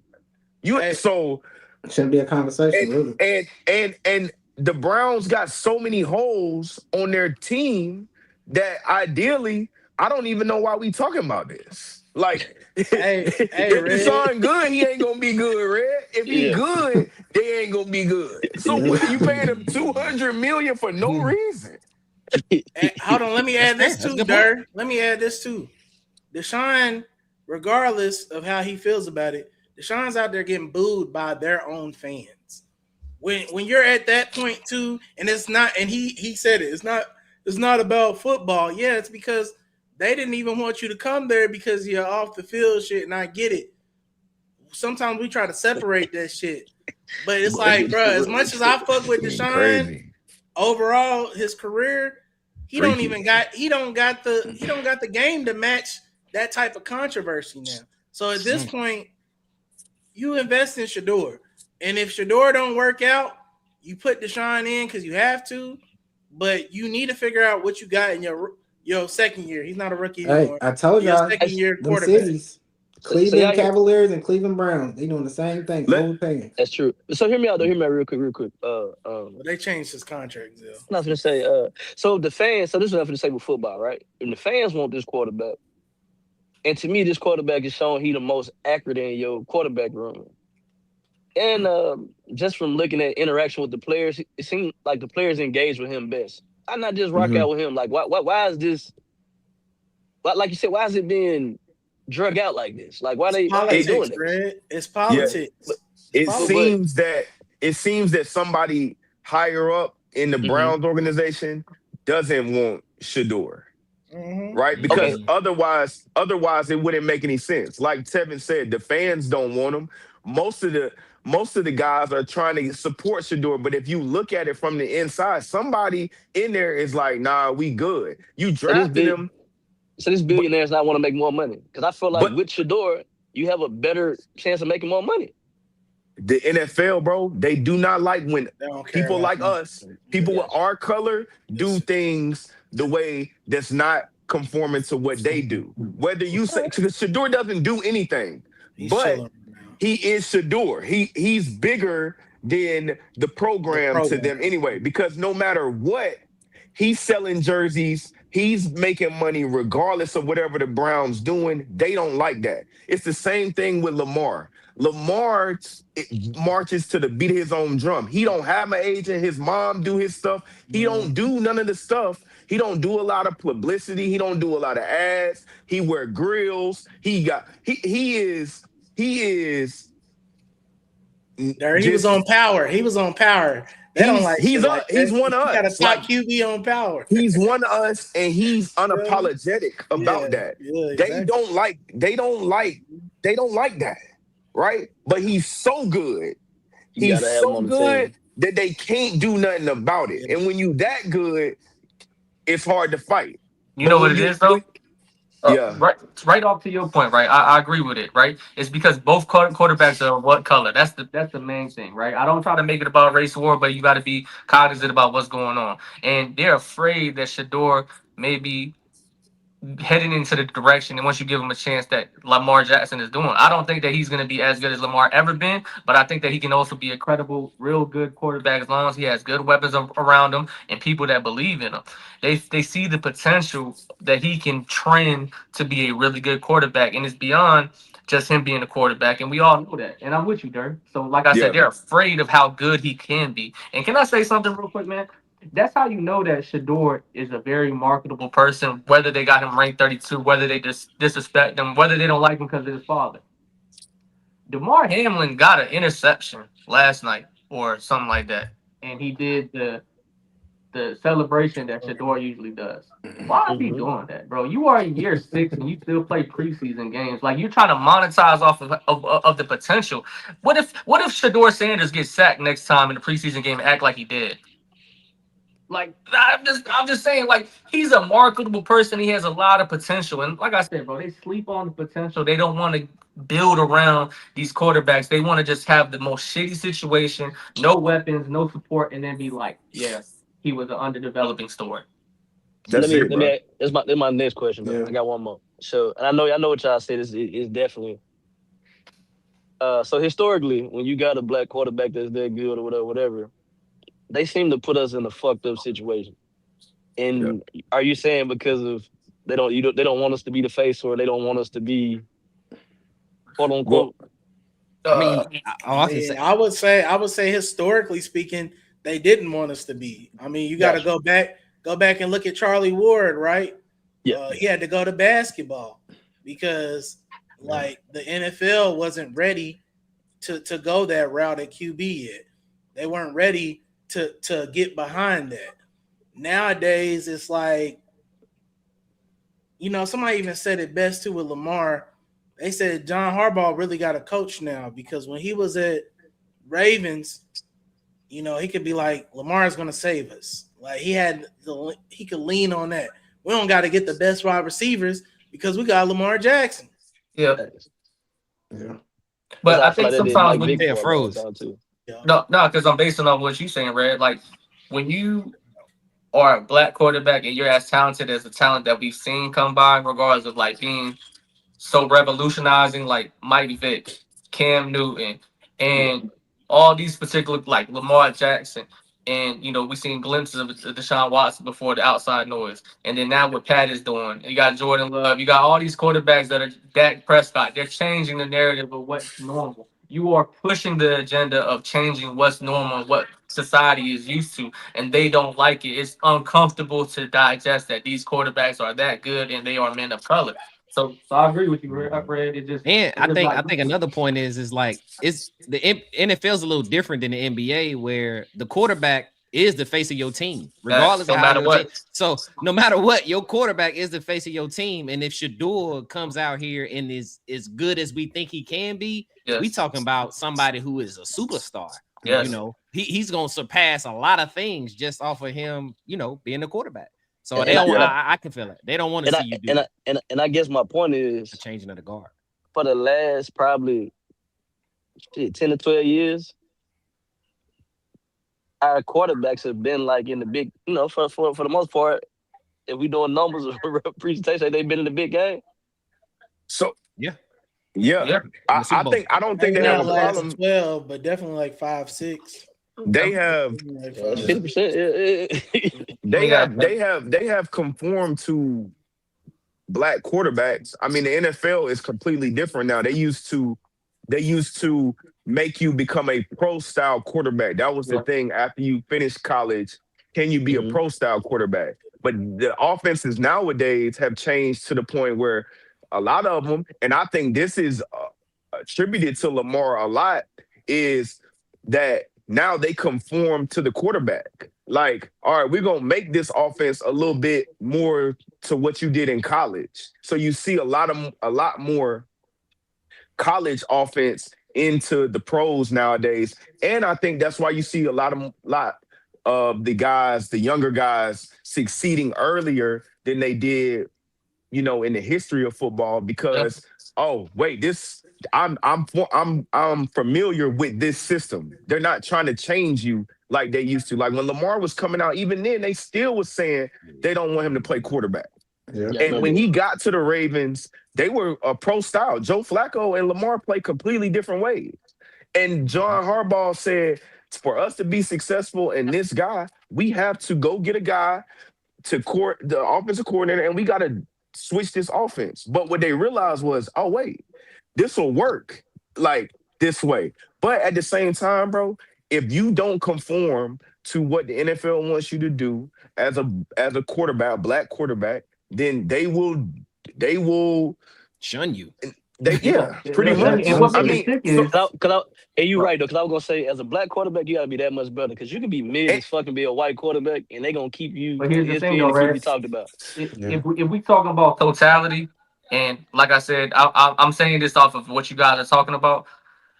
When we talk about pound for pound at the quarterback position, I'm willing to die on the hill right now and say that Lamar Jackson is the most talented quarterback we've ever seen in NFL history. When we talk about the dynamic of running ability, the dynamic of everybody always having a QB spy him, the underrated talent in regards of his arm and his accuracy. Like when we talk about just totality and how he hasn't had a number one wide receiver and they haven't pushed for that. It's always been run, and RPO this, RPO that. If they were to give him the weapons that he deserved, I don't think that Pat would be as dominant as he is, because you have Lamar as talented as he is with weapons. I think that then there will be a split on rings and AFC appearances in the Super Bowl, because Lamar is just as talented as Pat. It's just in a slightly different dynamic, but it's just the draw. If your coaches believe in you and you got the weapons, and that's what I'm saying. When we talk about pound for pound, there's no other quarterback that's talented as Lamar Jackson that we ever seen. One just fair skin, and the other one just crunchy. But black it's clean. It's an image. It's clean. It's clean. The haircut, the wife, all of it. We don't gotta run from it. It's the image of it. Yeah. Shedeur, even though he's a humble guy, he also comes. They think of him as arrogant because he might have the chains on. He might make a rap song. He does all. His dad is who his dad is, right? Yeah. Lamar comes on. Lamar hasn't been in no trouble. He don't get into nothing, but he gonna come on there. He gonna have the hair out. It might be nappy. He might have on a ski mask. Grill. He might have a full grill in his mouth. That stuff they don't support, bro. Like, it don't matter in the grand scheme of things. Like, as that's just our culture, but they don't like that. And that is the stuff that they look to start where we be like, man, why they doing this to Lamar? We don't understand because the play on the field warrants a certain thing that he doesn't get half the time. Even if we go back, and real quick, if we go back to when he was even looking for a contract, it was a drawn out situation before Lamar got paid. People forgot. They paying people, I mean, not even close to his accolades in a hurry. You don't even got to wait for it. There was 28 teams. There were 28 teams that said that they did not want to offer him a contract. Do you understand what I'm trying to tell you? He just came off of one of the best seasons ever and was looking for a contract. And there was 28 teams that opted out. That's the proof in the pudding. And I get everything you saying there, but it's just crazy. I mean, we be like, they don't like what you look like. They don't like what you do this. But everything y'all sell in the NFL store, the NFL market, was some swag by one of these players. Yep. So it's like it should be supported there in some form of fashion. But it's like I was saying, like, to be a premier black quarterback that get talked about, you got to be him. But I can be subpar as a white boy and get a big contract and get on and be on ESPN every week. Yeah, hey Red, and to go to what you just said too, and then you go ahead, E. Think about Josh Allen. Josh Allen finally had his MVP season. They act like that was the best season ever. Lamar been there, done that. You go look at the numbers. They always talk about how he's better in the playoffs. I want to say Josh got like 15, 17 fumbles. He got 6 picks, 7 picks. Lamar's got 7 picks, but he's got like 7 fumbles. But again, they'll tell you how bad Lamar's in the playoffs. But I just told you all that with Josh Allen, and they'll say, well, he's trying his hardest. Stephen A. Durr is crazy. He's trying his hardest. You know, he doesn't have the help, and it's like that's bullshit. He got James Cook. He had Steph Diggs for years. They had Dalton Kincaid. What's the Gabe other Davis? Tight end? Gabe Davis? What's the other tight end? Dawson Knox. Dawson Kincaid. Come on, bro. Shakir. That's what I'm saying. Like he had the guy. What was Buddy's name? His coach. Sean McDermott. Right? You got Sean McDermott as your coach. Lamar, you had Micah Hyde. You had Fourier on defense. Yeah, John Harbaugh is a special teams coach. He's a rah-rah guy. Like, you feel me? Like, this man had to learn this shit with 100 different OCs. They changed it all. And again, it goes back to what Durr said. They're always trying to make us pro types. They try to do with Lamar, even after you've already seen with Vic it worked. And mind you, it worked with Randall Cunningham. But Randall had to do it in the pro style and just make it work.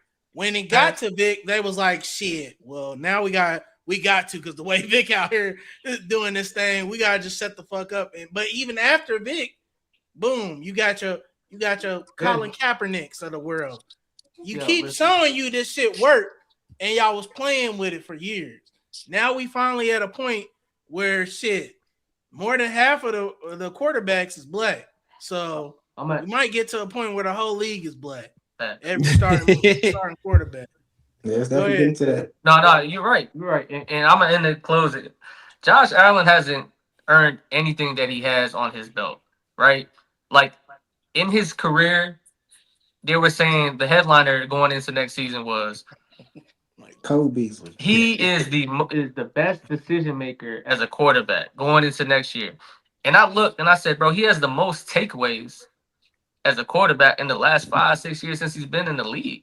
I said, so how was that? And then the MVP that he got over Lamar Jackson, he didn't play better. They were just, here you go. It's a petty award. Like, he didn't earn that over Lamar Jackson.